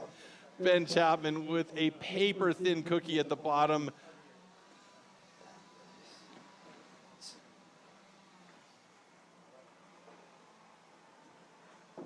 Well, we have a DQ on this hand. It's a full stop. And a good cut on this hand. Surprising to have a DQ for a false start on that one because of the way that cookie was at the bottom, but he was very quick at the beginning. Let's take a look here. Oh yeah, he was very quick at the beginning. You could see how thin that cookie is to start at the very top. I understand the headspace behind that, but you have to be really, really aware. So the cookie that Glen had was pretty much the optimal thickness, I think. And you can see here at the bottom of Glen's cut, he was so consistent and smooth through there. Ben was fast as well, but as he got to the bottom, he had to be really, really aware. And you could see how it was just kind of wiggling a little bit there and then broke off, leaving that tiny little tab. So if it wasn't a false start, it might have been an incomplete cookie in that case. Yeah, I was pursing my lips, gritting my teeth, grimacing on Ben's behalf there, and he's unfortunately DQ'd for his false starts. Yeah, and that is going to cause problems as we take a look at the single buck results here. Once again, Glen Penlington proving why he is the 4-time repeat champion here. Graham Turner with a fantastic cut, though, and a personal best at 15.94. George Spencer, not his fastest, believe it or not, and sitting in third place. And my dark horse with a personal best, Joe Groom, with a 21.44. So those top 4 guys, and now we get to see what the overall standings look like here after the single buck. Yeah, one thing does remain the same. Glen Penlington still sits atop of our overall standings, 50 points. With a massive lead. Massive lead. So, you know, and the way Glen has been performing today, it's high doubts that there will be any steps out of line. Second place, George Spencer, 37. And then hot on his heels is Graham Turner, who's made a great late flourish into the top 3 spaces. Yeah. So the next discipline coming up is going to be that springboard. And I've often said that the springboard for me is the maker or the breaker discipline, because really it's this discipline that can affect the future position of the guys going into those top 6 positions. They could be among the top guys, and if they have a horrible springboard, they can drop all the way down that ranking and really be in a rough spot going into, or perhaps missing entirely, that chance to go on to the hot sauce. So yeah, it's a tough discipline coming up. Yeah, so many things to think about in this one. The springboard. Now the guys are still building the springboard stands on stage. This is quite the process here. Because it does take a long time to get that set up. So why don't we, in the meantime, take a review of our first ever Women's World Championship that happened just recently, last weekend, in fact, in Budapest, Hungary, and it was a record-setting event back there. We're going to have 9 absolutely fantastic women on stage destroying blocks of wood, and we hope you enjoy this British Women's Championship. First up, we have the stock saw. Beautiful transition by Rachel on the upcut. Oh my God! We have our first world record if that stands. Holy smokes, folks!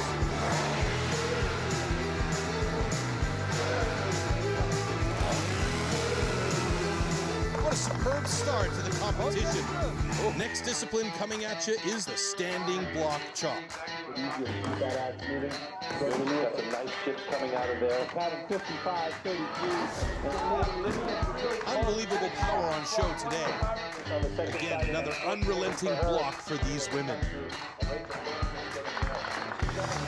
It's all to play for here in the single bar.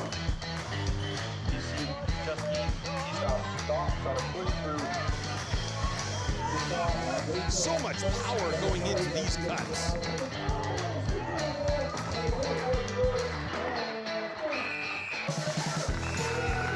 It's all going to be down to the underhand chop. So Rachel Farrington is sitting in second place, tied with points with Kat Eckerman. Olivia Smith moving over to the second side of her block now. What a monumental effort, and congratulations to our women's British champion. Rachel Farrington. Seeing that I got a world record, I think my jaw dropped, and I don't think it's quite come back up yet. I was sort of coming in thinking I've really got to concentrate and try my best, because the girls out there weren't going to give me an inch, which I knew, so it was like all or nothing. I'm just going to try and have confidence in what I do. I don't think I've got any excuse now to doubt myself anymore. Just go for it.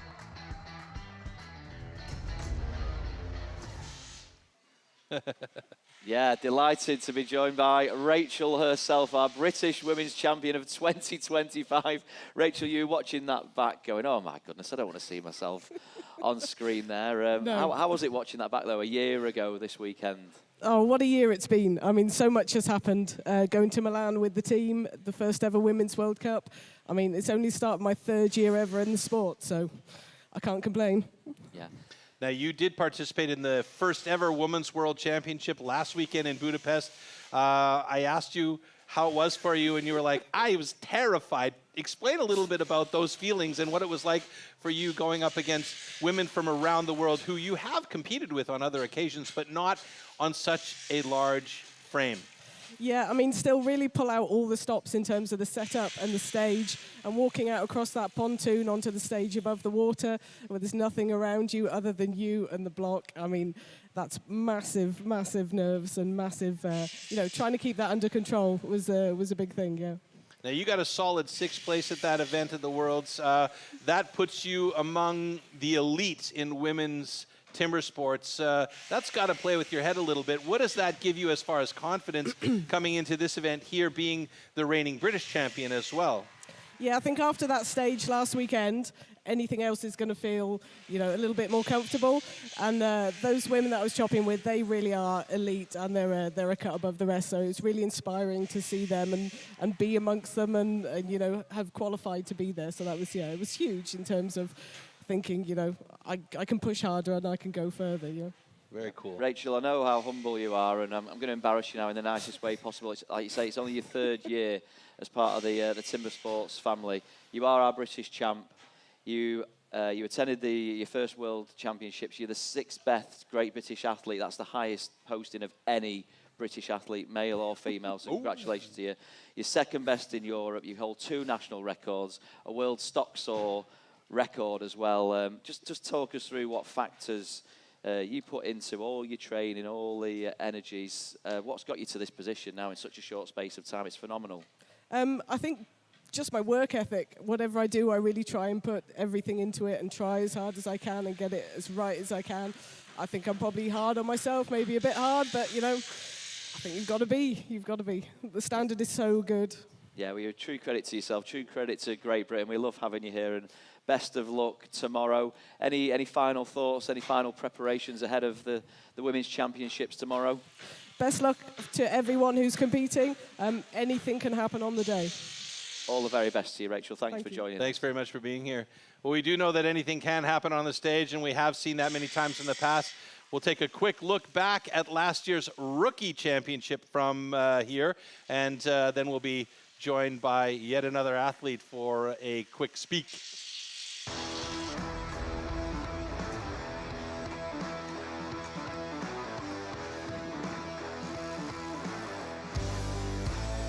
First up, we have the springboard. These guys, and Billy Gore, really nice 6-hit pocket there as he gets that. full swing. And there you go, personal best for Rowan Luxton at 1:25. It's all to play for here in the stock saw.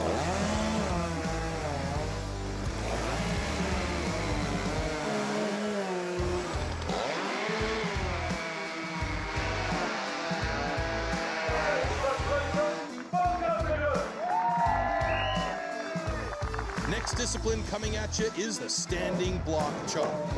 Really well as he does it aiming for power, but really is going to do that when he's nicely done, and that is drops it in 31.76.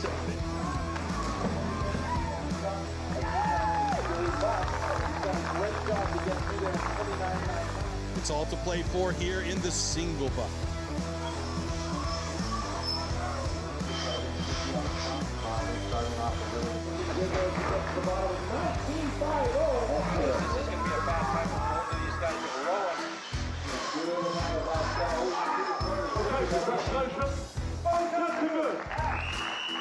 It's all going to be down to the underhand chop.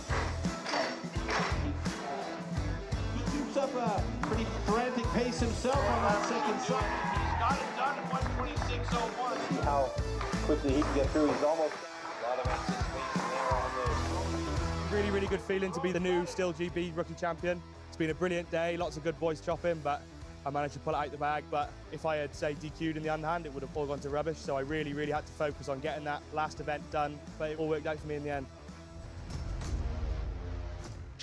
Yeah, the champions to our studio just keep on coming now. Rowan Luxton, the British rookie champion of 2025. Welcome in, Rowan. How's things? Yeah, really, really good. Feeling ready for tomorrow, and it's good to see the boys doing well today. Yeah, now I know you've been picking up axes and chainsaws since you were legally allowed to do so, and as our rookie champ, the first thing I wanted to ask you is, we know it's a big family here at STIHL Timbersports, and what's put you in this position, and what's it like rubbing shoulders with some of our top British men and women athletes over the course of this weekend? Yeah, it's really good to be around them. Like, they're all good guys. I've known them all for a long time, and yeah, we're all just learning off each other and trying to do all as best as we can. And are they willing to help? Yeah, always. It's no different on the day of the competition as it is to any other day. Yeah, you're all in it together, and you're all just helping each other get better and keep a cool head. What have been your main focuses? I know you've got the championships rearing their head again tomorrow. What's your focus? What your skill sets? What's the strongest things for you? I think my underhand has always been my strongest, and I got the national record in that this year, so yeah, I'm excited to see what I can do there. And are you ready to get yourself on this pro stage at some point? Yeah, I'm very, very excited. I can't wait to get up there. Good man. Theoretically, you've got 3 more years to stay as a rookie. Do you see yourself pushing it out through those 3 years as a rookie, or do you see yourself maybe jumping to the pro level a little bit before that time? No, I think I'd like to finish strong and move on early, get there as quick as I can, and yeah, get mixed in. Predictions for today? I'm gonna win it all. I think Glen's got a really good chance today, and if I keep a cool head tomorrow, then I can get there too. All right, awesome. Thank you very much. Thank you, Rowan, our 2025 British rookie champion. Now, Rowan and all our athletes who want to get ready for the international stage have to be prepared for an electric atmosphere wherever they go. We're going to look back now at what that atmosphere can do to the crowd, to the athletes, and to everyone involved with STIHL Timbersports. Let's take a look back at some of the action from Prague. It comes down to Mitch Argent and Shane Jordan battling hard on the standing block. Who is it going to be? Is it going to be Australia or New Zealand? Oh my God, how close is this?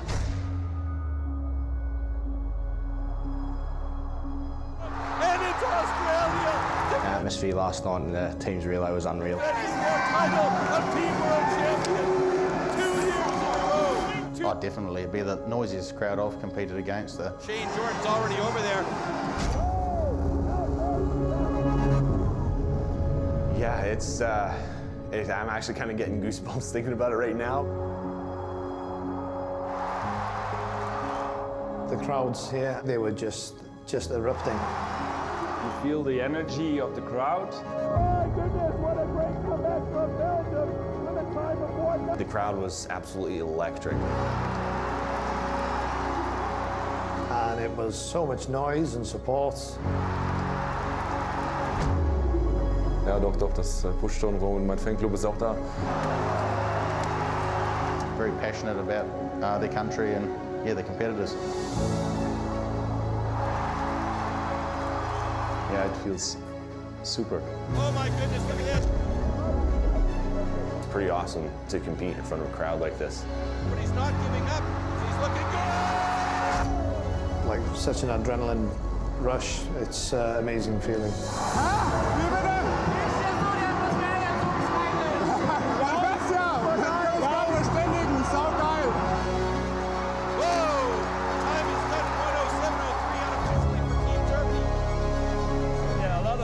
They make a lot of noise, and that's good for our spirit. Is it going to be the checker building? And the crowd goes bananas. It's absolutely extrem hier. Man hört.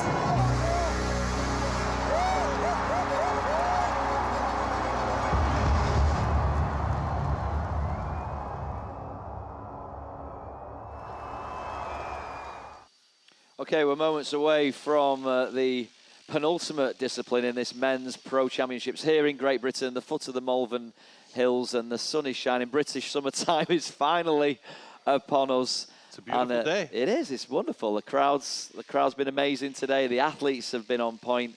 Everyone's at the top.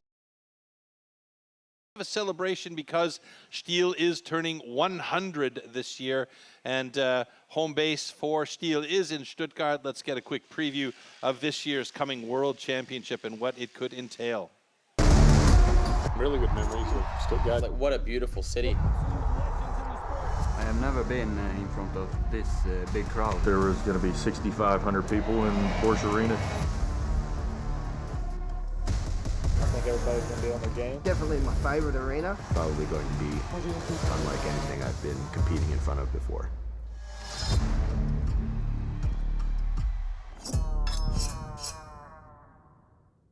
Up 30th and 31st of October this year. If you can come and join us in Stuttgart for that, get your tickets online now, because it is something to be experienced in person. It's absolutely out of this world. It's such a fun time. Now we're moving along, and this is where the tree takes front and center stage for the springboard. This is where, and I'm sure you've said it many, many times, it can make or break an athlete's championship. Let's find out what is going to entail with the springboard. Springboard. Springboard simulates the traditional way of felling trees, climbing up over thick roots. First, notches known as pockets are chopped into the log. 2 springboards are then anchored into these pockets. The athlete then climbs up to chop through a 27-centimeter thick block of wood in the fastest time possible. Okay, athletes, they would make the world go around, these guys. They are in the final mix now with this penultimate event, the springboard. Heat 1 with Ryan Tonke making his debut in this Pro Championships up against one of the leading Irish competitors, Gavin Thompson. Heat 2 will be Seamus Ryan, also from Ireland, with Scotsman Graham Turner, and then Joe Groom and George Spencer in Heat 3, and Ben Chapman and reigning champ Glen Penlington go in Heat 4. And there you see our trees. The stage crew has done a blisteringly quick job of getting them set up on stage, and our first pairing comes out. Ryan Tonkin and Gavin Thompson.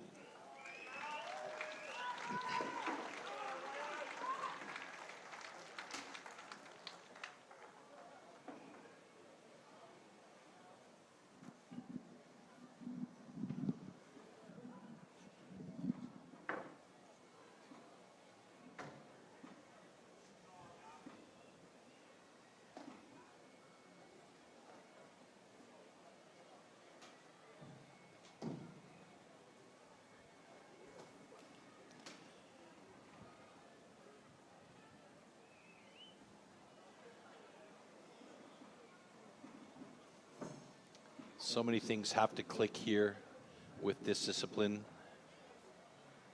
And we'll just let the final preparations go before we get the whistle and the start. Here we go.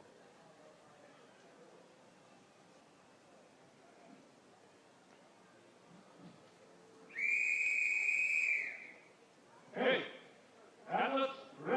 Stand to your timber.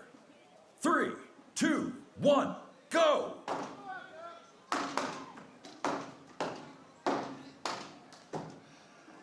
Oh, Ryan Tonkin with a 4-hit pocket gets on that first board quickly. This is looking like a good start for the new guy. Gavin Thompson getting up on that first board now as well. Ryan, 6 hits on that second pocket, I believe, as he'll get himself up on top, and this may well be a good time if Ryan can get through that block quickly. Gavin trying to set that second pocket to get that board in place. He's got a bit of a saggy board on the bottom, but that board doesn't count. It's that top board that is all important, and Ryan Tonkin has been holding back on us here during the qualification rounds yesterday.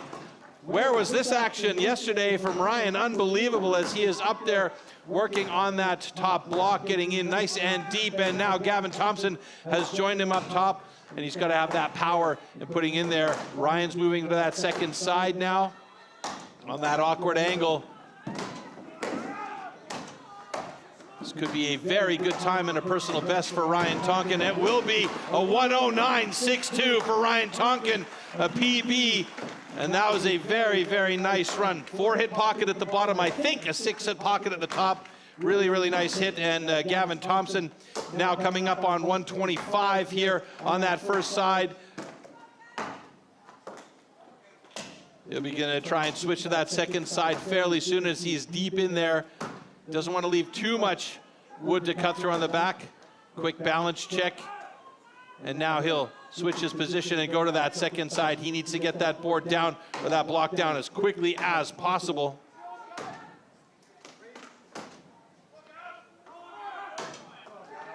Staying pretty consistent here with his time. He's a little bit over his previous personal best. Trying to find his way through that block. Passing the 2-minute mark now. And one more driver will do it. There we go, 2:08.14 for Gavin Thompson. Oh, he's a time in the books. That'll take it out of you. Ryan Tonkin's previous personal best was 1:40.44, and he's got a 1:09.62 this time around. Big improvement just on the weekend alone. Gavin Thompson's previous was a 1:53.08. He's gone past that a little bit with a 2:08.14. Tough discipline, really, really tough discipline.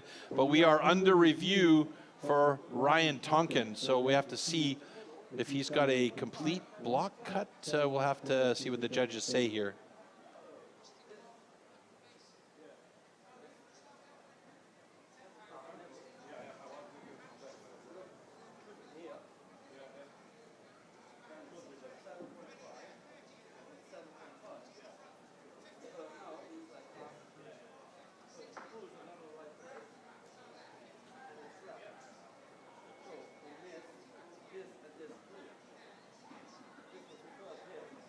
Okay, it's under review for the finish of the cut and possible slabbing,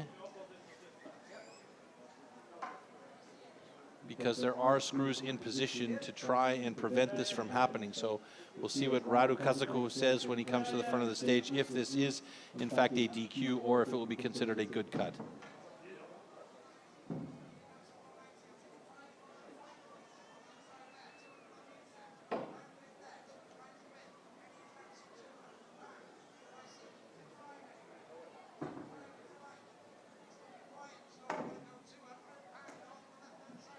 Okay, and this time we have the screws because the screws are in the right place. However, this time it's okay, good cut. Oh, that is a gut punch for Ryan Tonkin. Misplaced screws. The slabbing screws are not in the correct position, and that means a DQ after an absolutely phenomenal run. That is a tough one to take, and we'll take a look back here in the replay. So Gavin working to get that first pocket set. Meanwhile, there was that 4-hit pocket for Ryan. He got in there nice. Let's see how many it took him to get there. Oh, we don't get that review as he is on top of that block now. You can see that big slab that came out of the top there that should have been prevented from the slabbing screws that they put in at the top there, because when a big piece comes out like that, it means that there's less material to cut through at the end. Was that down to the preparation then? Was that anything Ryan could remedy It's for about next time? the preparation that they do beforehand off stage and in the back to make sure that the screws are in the right position. Okay, well, big learning curve for Ryan. Yeah, that's a tough break for Ryan because it really was a fantastic springboard for him. Okay, heat 2, Seamus Ryan and Graham Turner. They are going to take to the springboard, the real leveler of a discipline, as we've just seen.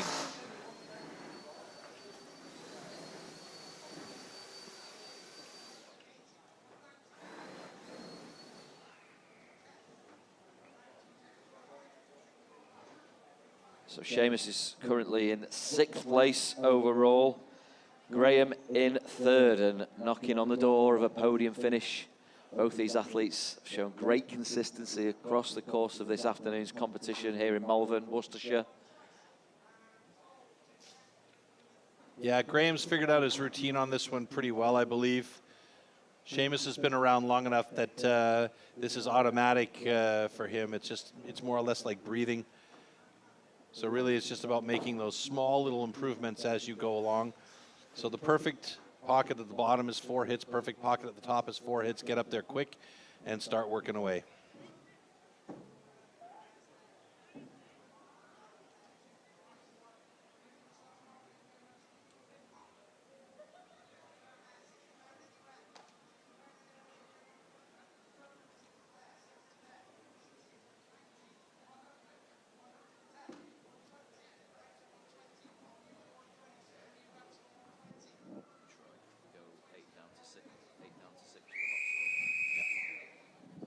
Okay, and look, ready. Stand to your timber.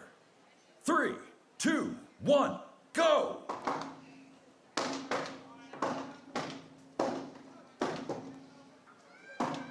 Four-hit pocket for Seamus Ryan. He gets on that board. He has got that axe stuck in there deep, though, as he is not feeling comfortable on that bottom board. Graham Turner set his board up, though. Took him a little bit longer to get that bottom pocket set, but he's got a solid pocket, and that board is holding him well. Seamus Ryan back up on his board. Graham Turner will now do a little house cleaning there and set his board in position for the top spot.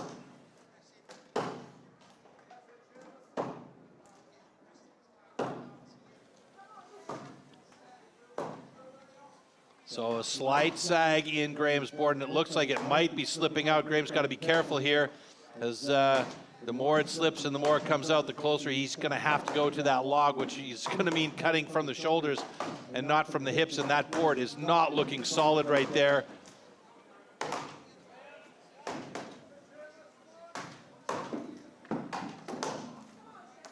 Both boards for both of these gentlemen seem to be sagging significantly, and Graham's going to have to step forward there on that board, but he just isn't wanting to give up at all.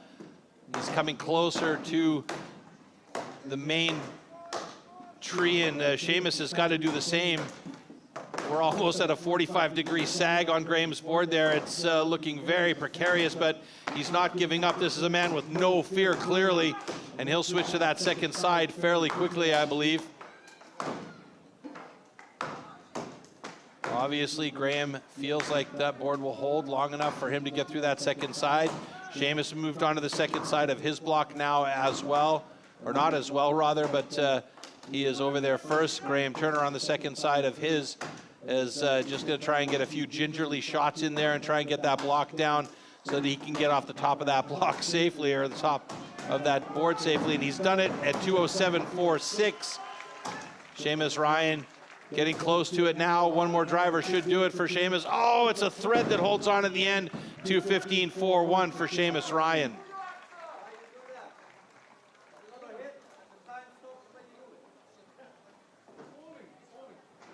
That was a scary, scary, scary board for Graham Turner, though. Holy moly. Doesn't he just know it?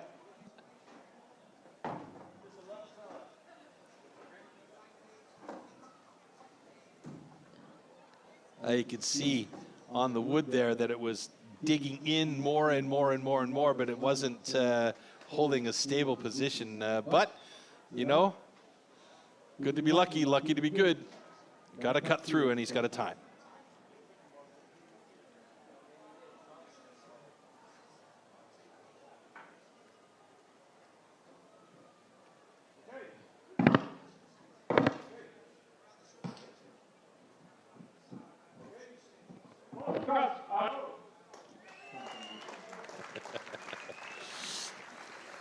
A little bit of a technical issue there for Radu Kasaku, but both cuts are good for Graham Turner and Seamus Ryan. Believe it or not, Graham Turner with the fastest time so far in the springboard.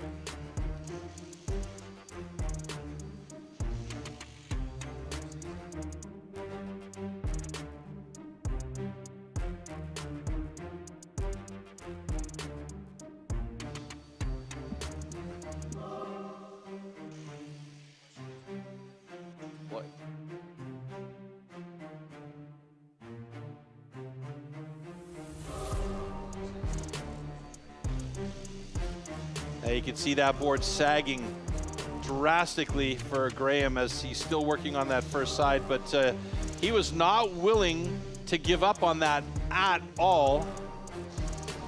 And there pops that block off the top and immediately steps to the tree itself. Gavin, now here he has one more driver and it looks like it's going to go, and then it just hangs on by a thread and then finally drops it. So or excuse me, Seamus Ryan with a 2:16.21, Graham Turner with a 2:07.27, Gavin Thompson earlier on with a 2:07.91, Ryan Tonkin unfortunately with a really nice run up that tree.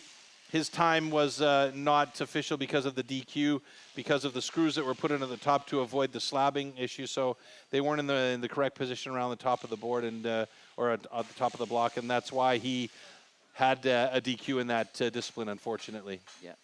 Troy, you cover timber sports all around the world, and a recurring theme from today is the improvements that you've seen our British athletes make by discipline, and you know, we've arrived at 2026 in fine fettle, and it's got to be down to the resoluteness, the efforts that these athletes are putting in, and the amount of days, weeks, months of training that they're going through, and to what levels are they so finely tuned now? Well, I mean, a lot of the athletes back in the day were just, you know, taking the time to hit with the axe and cut with the saw and do the things that they do on stage. And then there was a progression into, you know, multi-sport training, you know, playing different sports and making sure you were fit in the off season or during the season so that you could peak at the right times. And now there's a concentrated effort by athletes to really train in the off season. In fact, there's a documentary series that's been put together by the wonderful staff at STIHL and our crew here called Off Season, and we'd like to give you a quick preview about it. It's available on YouTube coming soon, and you'll be able to see exactly what these athletes are doing in order to stay fit when they're not cutting wood.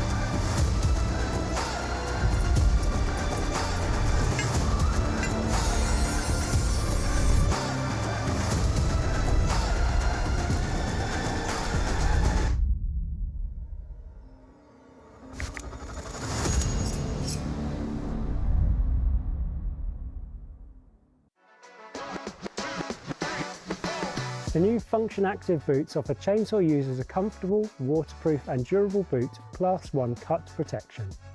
Available in sizes 5 to 13.5, the Function Active boots have a comfortable wide fit and plenty of padding for greater comfort. Boots with chainsaw Class 1 cut protection contain the same protective material found in chainsaw trousers, filling the front portion of the boot. The construction of a Function Active boot combines hard-wearing suede leather and a waterproof and breathable membrane. The material of the sole extends around the boot, as well as over the toe for additional durability and resistance to wear. Thanks to the deep 5mm tread, the Function Active boot provides excellent grip, even in wet and muddy work environments. The specially designed sole centre bar aims to increase stability when treading on branches or small trunks. The height of the boot provides extra stability and support when walking on challenging terrain, protecting the wearer's ankles. The midsole features a steel layer, increasing the boot's puncture resistance. This, along with the steel toe cap, ensures the boot complies with Protection Class S3. The large tab at the rear and the tongue help make taking the boot on and off easier, even when wearing gloves. Find out more about the Function Active Chainsaw boots, visit stihl.co.uk or your nearest STIHL approved dealer.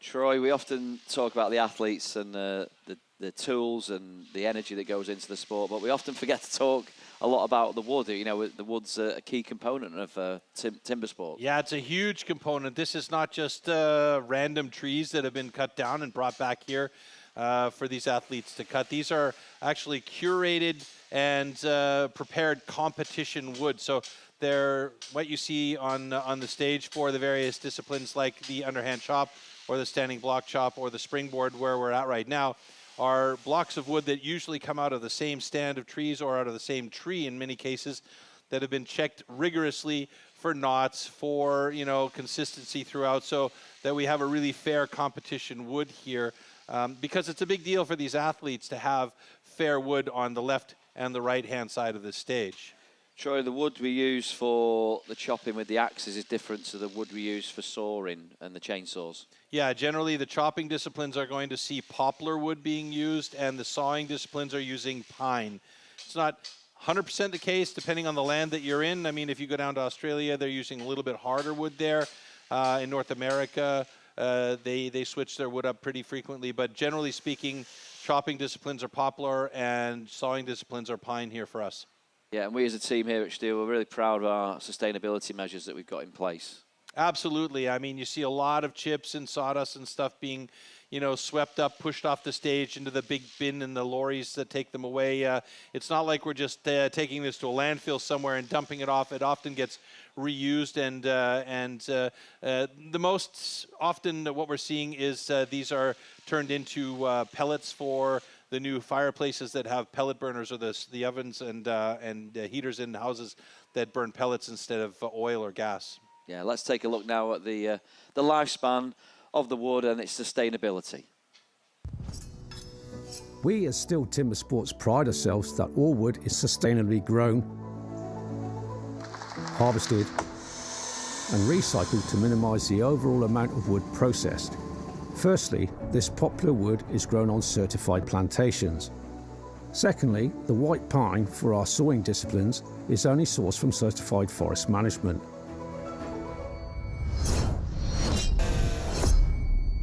After all our STIHL competitions, all the spent wood is collected and recycled right down to the wood chips and sawdust, which, for example, is converted into renewable energy in the form of wood pellets for biomass. We quest to find certified partners. This ensures that all newly planted trees are nurtured and managed, promoting maximum efficiency and sustainability for the future conservation of our valuable forests. Therefore, as you can see, with good harvesting practices and good management with silviculture, the ground is quickly replaced by new trees, or could even be used for arable for farmers and future rotations. Okay, that's the full journey of the wood, and this is a culmination now of the journey of these athletes on the road to the British Pro Championships of 2026.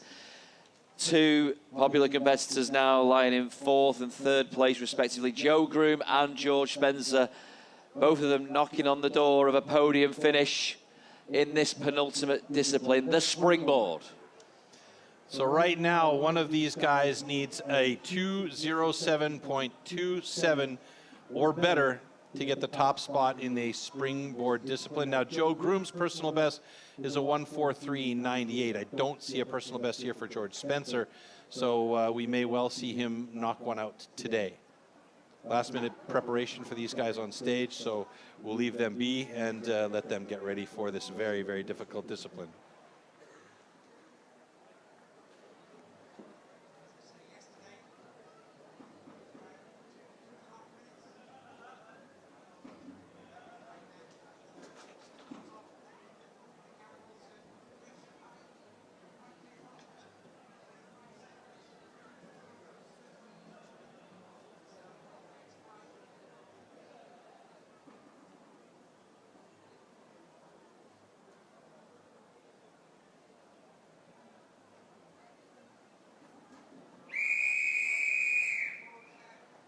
Okay, athletes, ready.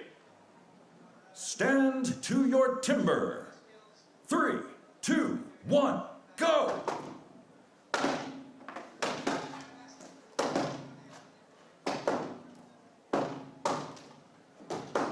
Six hit pocket for Joe Groom, 6, I believe maybe even 7 for George Spencer as he gets up onto that block. Joe and George now working to set that second pocket, the all-important pocket that needs to be very well set and stable for that top board. We saw the earlier heat with Graham that was sagging badly. These guys don't want to have that situation happening here.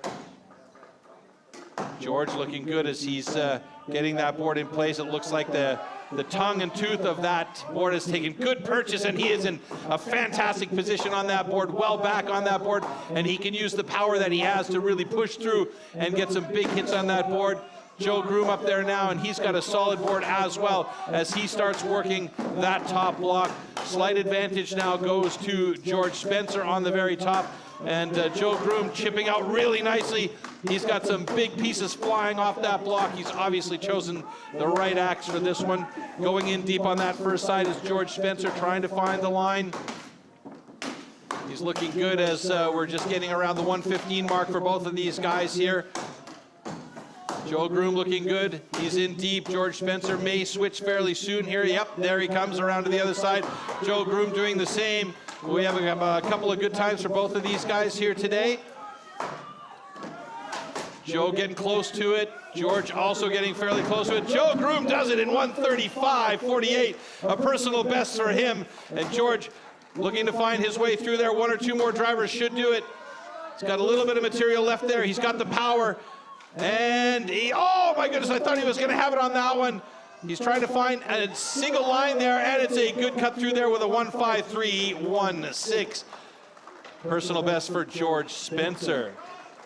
It was, it had me wired there for the end. I thought George would have that one a little bit sooner, and then the axe kept finding a new line to go through that wood on that close-up shot, but a really nice run by both of these guys. That means Joe Groom takes over the top spot in the springboard. George Spencer right behind him with the second fastest time, which puts George Spencer atop the overall leaderboard with one more heat to go. Okay, congratulations, both cups are good. It's great to see Joe Groom putting all the pieces together today, this Saturday in June here in Malvern for this British Championships, and also big credit to George Spencer, who he got a personal best there, and he could have taken even more time off that, so he may look at this a bit more disappointingly. Yeah, you can see here in the replay, Joe Groom had a 6-hit pocket on the bottom, and he took a little bit more time with that second pocket, making sure that it was absolutely solid for him. George was a bit faster getting that second pocket in position and getting up on top, but Joe had so much power. Obviously chose the right axe. That block was just exploding underneath him, and if you watch here, a little bit of a balance mishap there for George, and you can see he was trying to get it out, and then he just kept finding new lines to cut through there, and that just took a little bit more time on that top block, but great job by George nevertheless to get himself a PB time on spring. Okay, because the stage is set and prepped in advance for this final heat, we are ready to go. The final heat of the springboard, Ben Chapman and Glen Penlington. Glen Penlington currently holding the national record of 1:03.83, and I think we have seen him, in fact, do quicker times in unofficial situations. So let's see if that holds true for competition status. Yeah, Glen's already posted 3 personal bests today. I took another national record in the standing block. He already is the holder of this record as well, so he's improving where you wouldn't have thought improvements could be made, but such is the stature of this top athlete out of Knighton in Wales.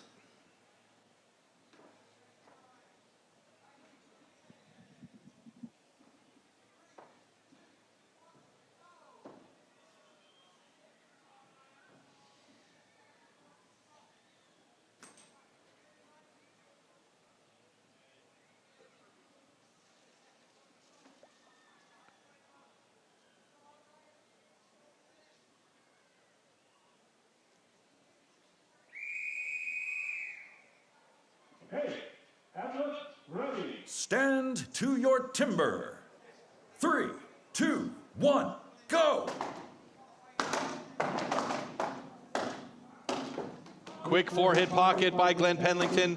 He held back not 1 inch on that as he just went for it with 4 quick hits to get that board in place. Ben Chapman now setting his board in and going to get that second pocket set. I think that was a 6-hit pocket for Glen on that second board, and he is up top quickly. Ben Chapman trying to find a clean pocket there as Glen has started already on that top block. Ben setting his second board now, and hopefully that one will feel good for him as he steps up and now can really step back on that board. Axe is in tight though. He's got to work hard now as they reach the 50-second mark, and look at this, Glen Penlington switching over to that second side. There, he's done it. A new national record, 57.69, under a minute for Glen Penlington. Well done for the reigning champ. Ben Chapman now is on the cut here as he is going to try and get through there in under 2 minutes, which is his personal best. So let's see if he can do that, but it's looking good for him so far as we're not quite at 125 yet, and he should switch that second side fairly soon here.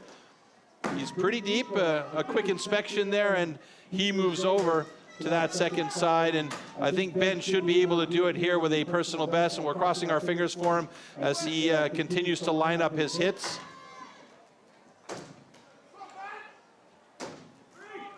Oh, tough one here now as he's got a little bit more material than he expected to get through on that side.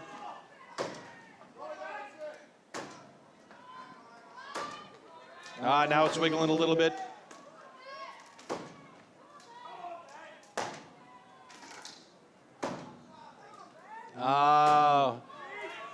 He just went past that line, 2:06.17. Hey, he still got himself a PB. Great job by Ben Chapman. It was a tough second side for Ben. It was a very tough second side.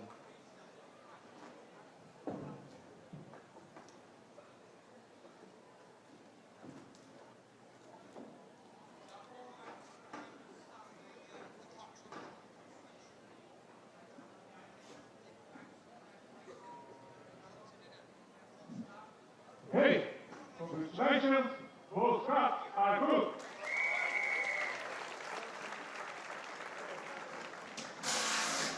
All right, so a clear fastest time of the day with 57.38 for Glen Penlington, a new national record there.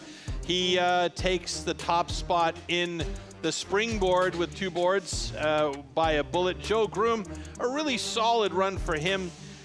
Takes second place George Spencer with a 152.86, also a personal best in third place. Ben Chapman, who we just saw, has a 205.84 PB in fourth place. And then we've got Graham Turner, Gavin Thompson, Seamus Ryan, and Ryan Tonkin rounding out the remaining 4 spots there. But unfortunately for Ryan Tonkin, small mistake in the prep before the event even went on caused a DQ for him.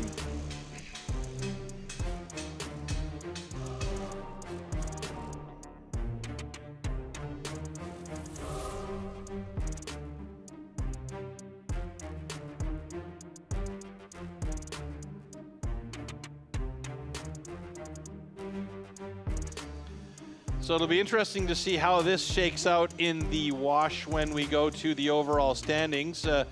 After these slow-mos, we'll look at our discipline standings and take a look at the overall standings and who of our remaining 8 athletes will be moving on to the hot sauce. So here we go. Springboard results, Glen Penlington, a clear winner there with a 57.38 national record. He'll take the full 16 points home on that one. Joe Groom has been fantastic throughout the day. He's been super consistent, very solid. Second place for him here in this one. And then George Spencer with a really nice and solid springboard sitting in third place there. What I'm very curious about, though, is how it all washes out in the overall standings here. I'm fairly sure that we're going to see Glen atop the overall standings. There's no questions there. But the remainder of the guys that are here, and in particular the top 6, who will they be moving on to the next round? And there we go. Yeah, so we are down to 6 now, Troy. We say fond farewell to Seamus Ryan and Ryan Tonkin. Ryan, don't forget this was his pro debut today, so to finish in 8th is no disgrace by any stretch. But has anyone there surprised you today, Troy, out of the 6 remaining athletes? Not really. I mean, there haven't been any really big surprises for me, other than the fact that we saw Ryan Tonkin eliminated this early because he had such a beautiful tree. I mean, he was up there quick.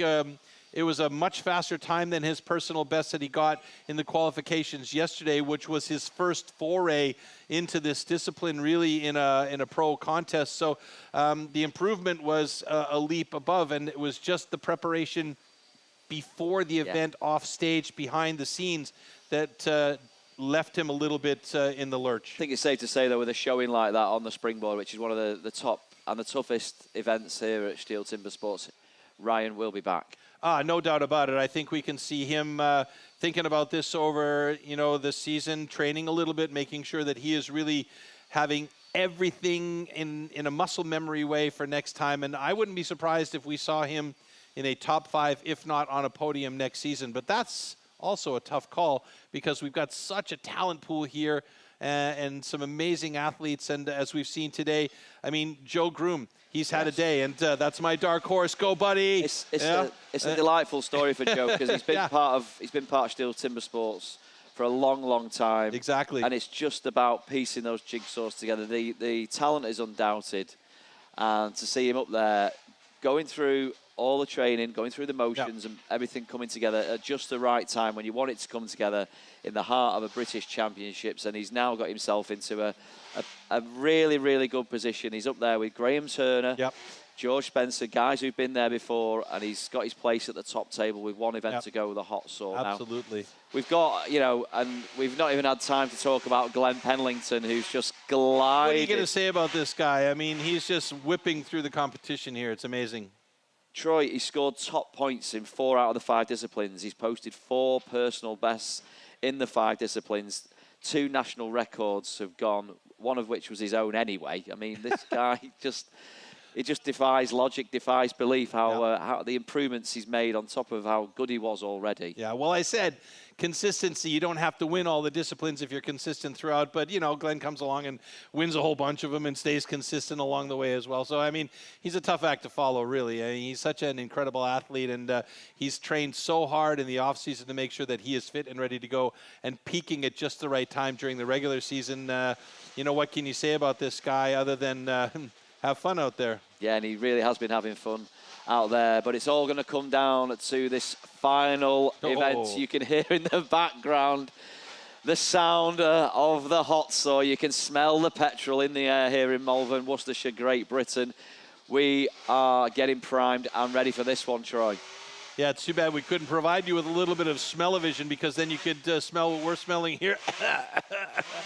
Now, but those big monster saws you could see back there, Dan preparing one of the saws that's being provided by Bart Jansen's team. And there we see a few of them getting lined up and ready. Some of these guys own their own saws. They're very, very expensive machines. So, some of the guys have to use the saws provided by the BJ events here. But they are such powerful machines. The chain rotates at around 200, 250 kilometers per hour. They're very, very finicky. They need a lot of maintenance because it is a high-performance machine, and it is a crazy piece. And they're like 35 kilos as well. Just lifting one, you get winded, And then you've got to think about cutting 3 cookies off this block while this thing's shaking in your hand. It's crazy. Yeah. Cutting through those cookies with like a jet engine equivalent weight in your hand. Let's take a closer look at the hot saw itself.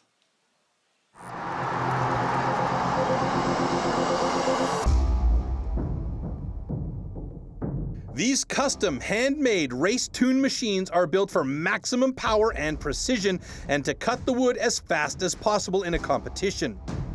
They are built with a 60 to 80 horsepower single-cylinder 2-stroke engine, often taken from a snowmobile or high-powered motorbike. The hot saw can weigh up to 30 kilograms and its chain rotates at over 250 kilometers an hour. The cost of a competition hot saw used in STIHL Timbersports is upward of 6,000 euros.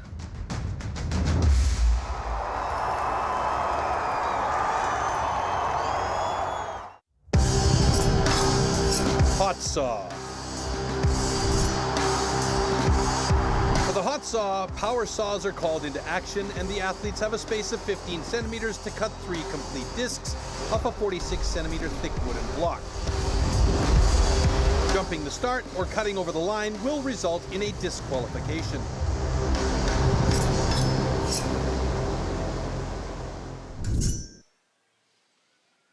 Troy, this piece of equipment here, not to be messed with, and it's often seen as the make or break of many an athlete's championship.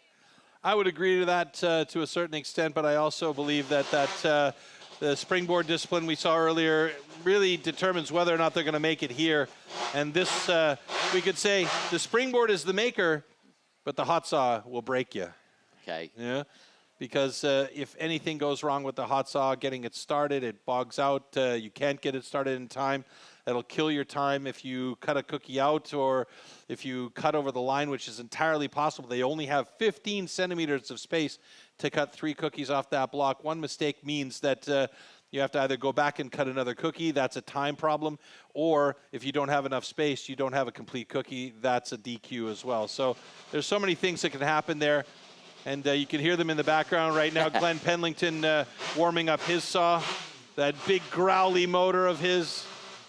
Yeah, the people watching live all around the world on our live stream, they've got the luxury of being able to turn the volume down if they want. And our expectant crowd here in Malvern, Worcestershire, they're being handed ear defenders, which I'm sure they'll want to apply. Yeah, when they're on stage, that sound really ricochets through the space. Here we go. The top 6, the final 6 into this final discipline of our British Pro Championships of 2026, the hot saw. Heat 1, we'll see the remaining Irish contestant, Gav Thompson and Ben Chapman. Ben's done so well from qualifying yesterday, the last remaining qualifier to take place in this Pro Championships. Graham Turner and Joe Groom, we've already talked about these two. They've made such big strides today. They'll go in Heat 2, and then the final heats, the culmination of all the hard work, all the training across the last 12 months since we were last here, will be George Spencer and our 4-time reigning champion, Glen Penlington. You can see the crew on stage putting the Lexon shields in place. Those are more or less bulletproof screens because there are so many potential projectiles that can come off this saw if it does decide to fall apart at the seams, which we certainly hope will not happen. So Gavin Thompson and Ben Chapman coming up onto the stage for their hot saw. And they'll have a chance to warm up the saw. Then they'll be given their warning start gun and their cuts will happen. During that, we probably won't say anything because 1, you won't hear us.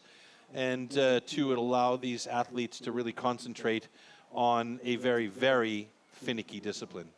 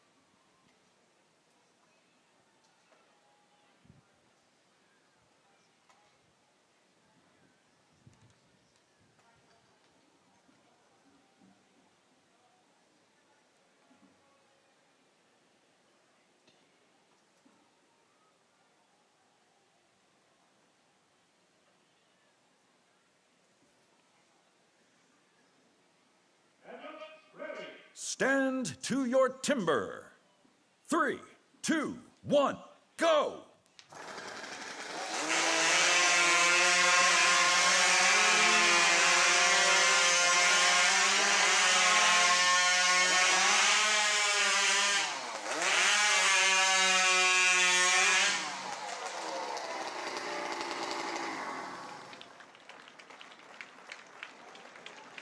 All right, for Ben Chapman, a bit of a difficulty there at the back end, and it looks like he might have cut over the line. Hopefully he did not, but he had to go back and cut a fourth cookie. Now we saw on Gavin Thompson's, there were some pieces of the blocks that were actually flying off, but I believe we should be able to puzzle those back together and have complete cookies for Gavin Thompson, and it could be a good time for him, a 10-6-1 Ben Chapman with a 15-17. Let's see what our judges say here.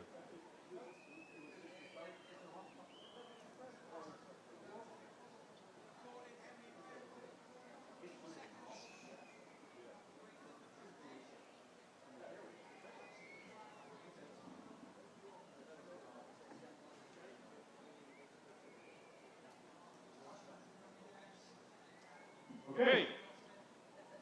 On this stand, we haven't DQ'd because the line was cut. However, on this stand, it's a good cut. All right, so Gavin Thompson gets a personal best 10-4-1. Ben Chapman, unfortunately, as I suspected, was a cut line after he had to go back and cut a fourth cookie. So that's a difficult end for Ben Chapman here today with 0 points in the hot saw results.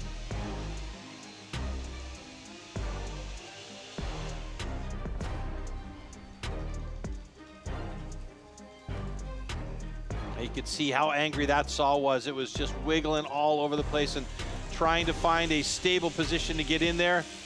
This first cut, yeah, you could see those little pieces that were breaking off from the block. So that's not as a result of a bad cut. That's just a piece of loose wood that got shaken out of there for Gavin Thompson. So it's a very, very nice cut, and he's got 3 good cookies on the deck. All right, stage is ready and set for our next hot saw heat, heat number 2 between Graham Turner and Joe Groom. Joe Groom's got a real nice personal best of 8.93, so we should see him cut well here today. And if he does cut very well and can hold that top spot, he may well be in a podium position. We'll see.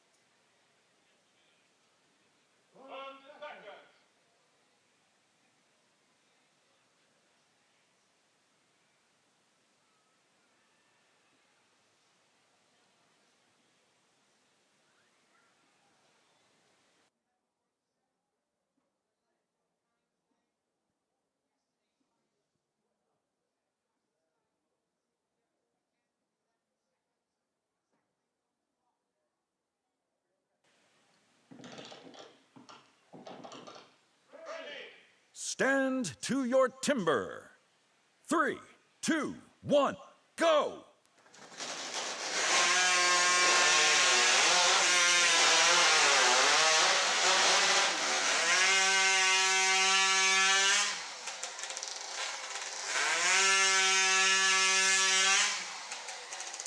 Okay, this was a rough cut for both of these gentlemen. Joe Groom had a cutout on cookie number 2, which means he had to go back and cut another one to make sure he had 3 on the deck. So hopefully they are within the cut line.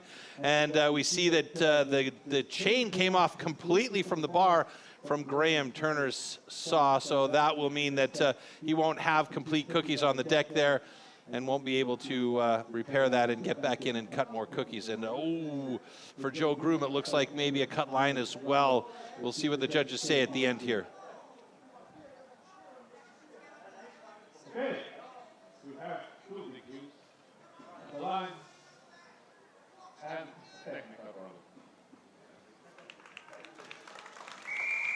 Technical problem is an understatement there, as the chain came off the saw bar completely. So let's see what happened here. Started off well for Graham Turner as he got down to the bottom of that cut, transferred in. The upcut looked pretty solid actually.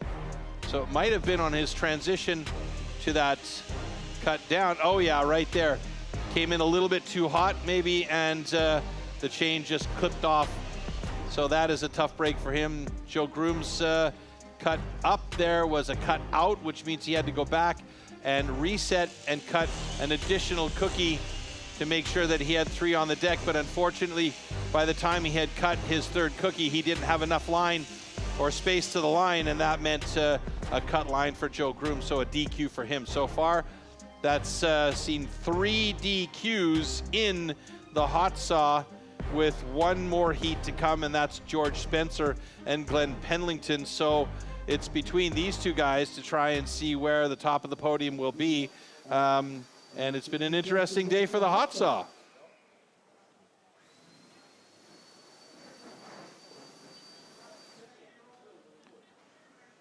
So next heat coming up, George Spencer holding the national record for the hot saw with a 7.24. That is a blistering time. Glen Penlington with an 8.01 PB. So 2 guys that are going to be pretty evenly matched up. It's going to be coming down to headspace and equipment really, but the way it looks all day long today is sometimes it's a technical issue, sometimes it's just about your headspace as the boys come up on stage and get ready for our final cut of the day. And this will be the decider for our podium, folks.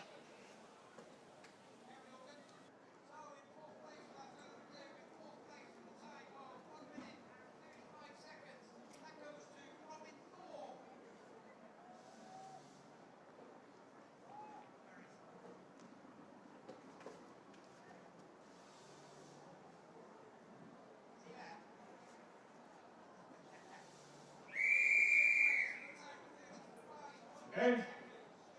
One of the goals.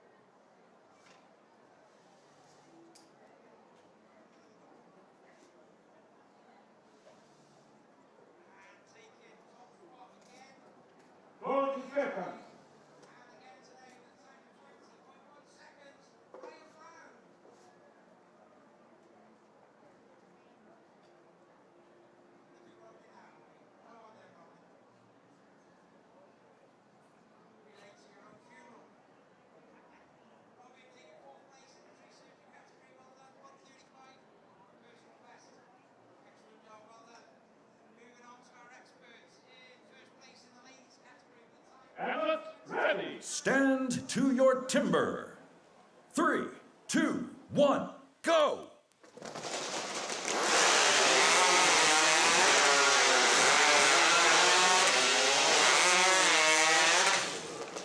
Oh yes, Glen Penlington with a national record 7.01.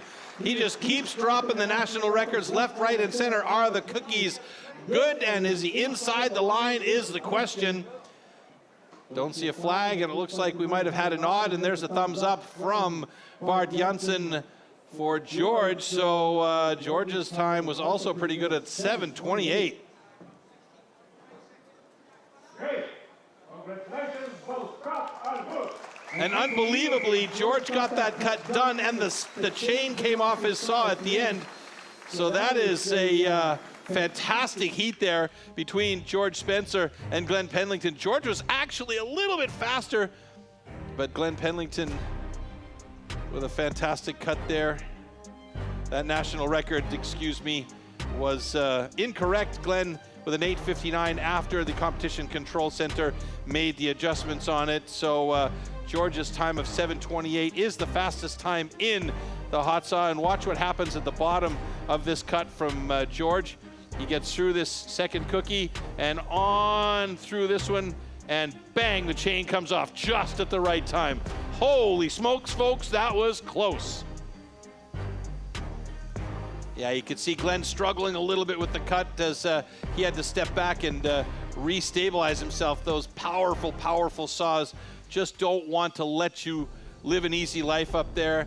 And Gavin Thompson, so far the only guy with a personal best on the day with a 10.41. Unfortunately for Graham Turner, Ben Chapman, and Joseph Groom, we have a DNF, a DQ for cut lines for two of the guys, so and a DQ for an unfinished cut for Graham Turner because his chain came off the saw at a really unpopular time. Let's pull it that way. So, in the final results, with the final adjustments here, Glen Penlington is the 5-time reigning champion with 81 points. George Spencer gets a silver medal today with 67 points in second place. And Joe Groom, my man, gets that third place with 48 points and the bronze medal. And we'll head on up to our main stage. And Alex Kirkley, who is going to be running us through our award ceremony and everything shortly. But just one really quick side from me. It's been a fantastic day, and now we'll send it over to Alex. Thank you so much, Troy, and thank you everyone here in Malvern, Worcestershire for an outstanding Great British Championships of 2026. We're about to bring out the athletes from 12 to 4. So let's give it up for the following today. Here we go. Dave Thomas, Harry Hogg, Tom Redmond, Jack Morris, Ryan Tonkin, Seamus Ryan, Ben Chapman, Graham Turner, and Gavin Thompson. And now we move on to our podium finishers in the medals for 2026. In third place, give it up for the Cookie Monster, Joe Groom.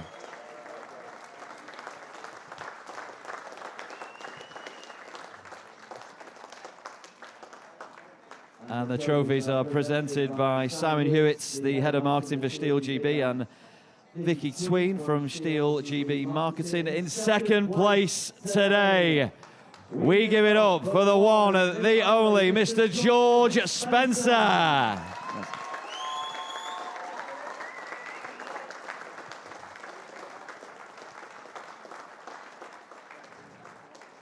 And it gives me great pleasure to announce the champion of 2026, the 5-time Great British Champion, no less, the one, the only, Glen Penlington.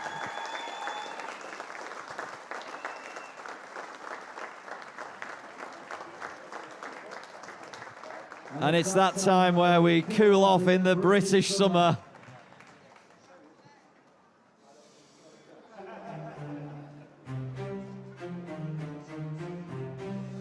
Congratulations again to our top three, Joe Groom, George Spencer, and the British champion of 2026, Glen Penlington.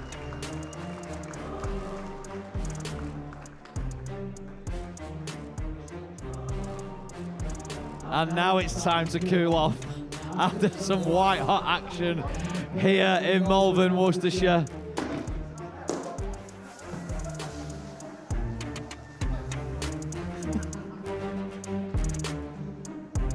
Congratulations all round, and just before you get to the fizzy wine champ, we're going to have a quick chat with our 2026 champion, Glen Penlington. Glen, let's get closer now. Come in, let's get you with your British public in the background.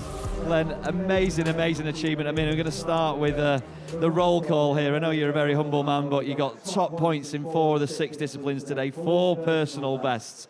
2 national records broken. You broke one of your own just for fun. You are the 5-time champion. Where does today rank, Glen, in your long list of achievements in STIHL Timber Sports? Yeah, this one's pretty high, to be fair. You know, I've been trying to chase them records down a little bit. I've wanted to beat that tree record for a while, and you know, to just get that standing block record as well. It just shows the hard work that I've managed to put in, and you know, it's been a great competition as well. There's so many PBs out there, and seeing everyone do well yesterday as well, those boys qualifying, so it's been a fantastic couple of days. Yeah, I know you give credit to your fellow athletes as well, and it just shows the shape that the British sport is in at the minute. Now, you've broken into the top 10 internationally as well, Glen, recently. What part of the Glen Penlington master plan are you going to look to climb that world ladder with? What's next? Oh, I'd absolutely love to get an individual spot at the World Championships in Stuttgart. You know, I think maybe this year might be the year. I think I've got some solid times up there, but we'll have to see. Hopefully it's my luck, and this time I can make it there. But you know, I'll keep training hard. I've got the European trophy as well to look forward to. So yeah, there's plenty to go on with. But yeah, we'll just celebrate for now. Yeah, I'm delighted to call you our 5-time British champion today. And take the accolades, take the adulation of the British crowd here in Malvern. Congratulations to you once again, our champion, Glen Penlington. Thank you very much to our wonderful crowd here in Malvern. Troy, it's over to you to thank everyone who's joined us virtually worldwide. Thanks, Alex. Yeah, it's been a fantastic day, and we've seen some ups, some downs. We've seen some technical difficulties. It has been an absolutely outstanding performance by Glen Penlington. 5 times in a row. That is unbelievable. Can anybody step up to the stage and take him down? We'll have to see and wait until next season. Until then, we hope you enjoyed the show today. Thanks for joining, everyone. Until next time, take care and ciao.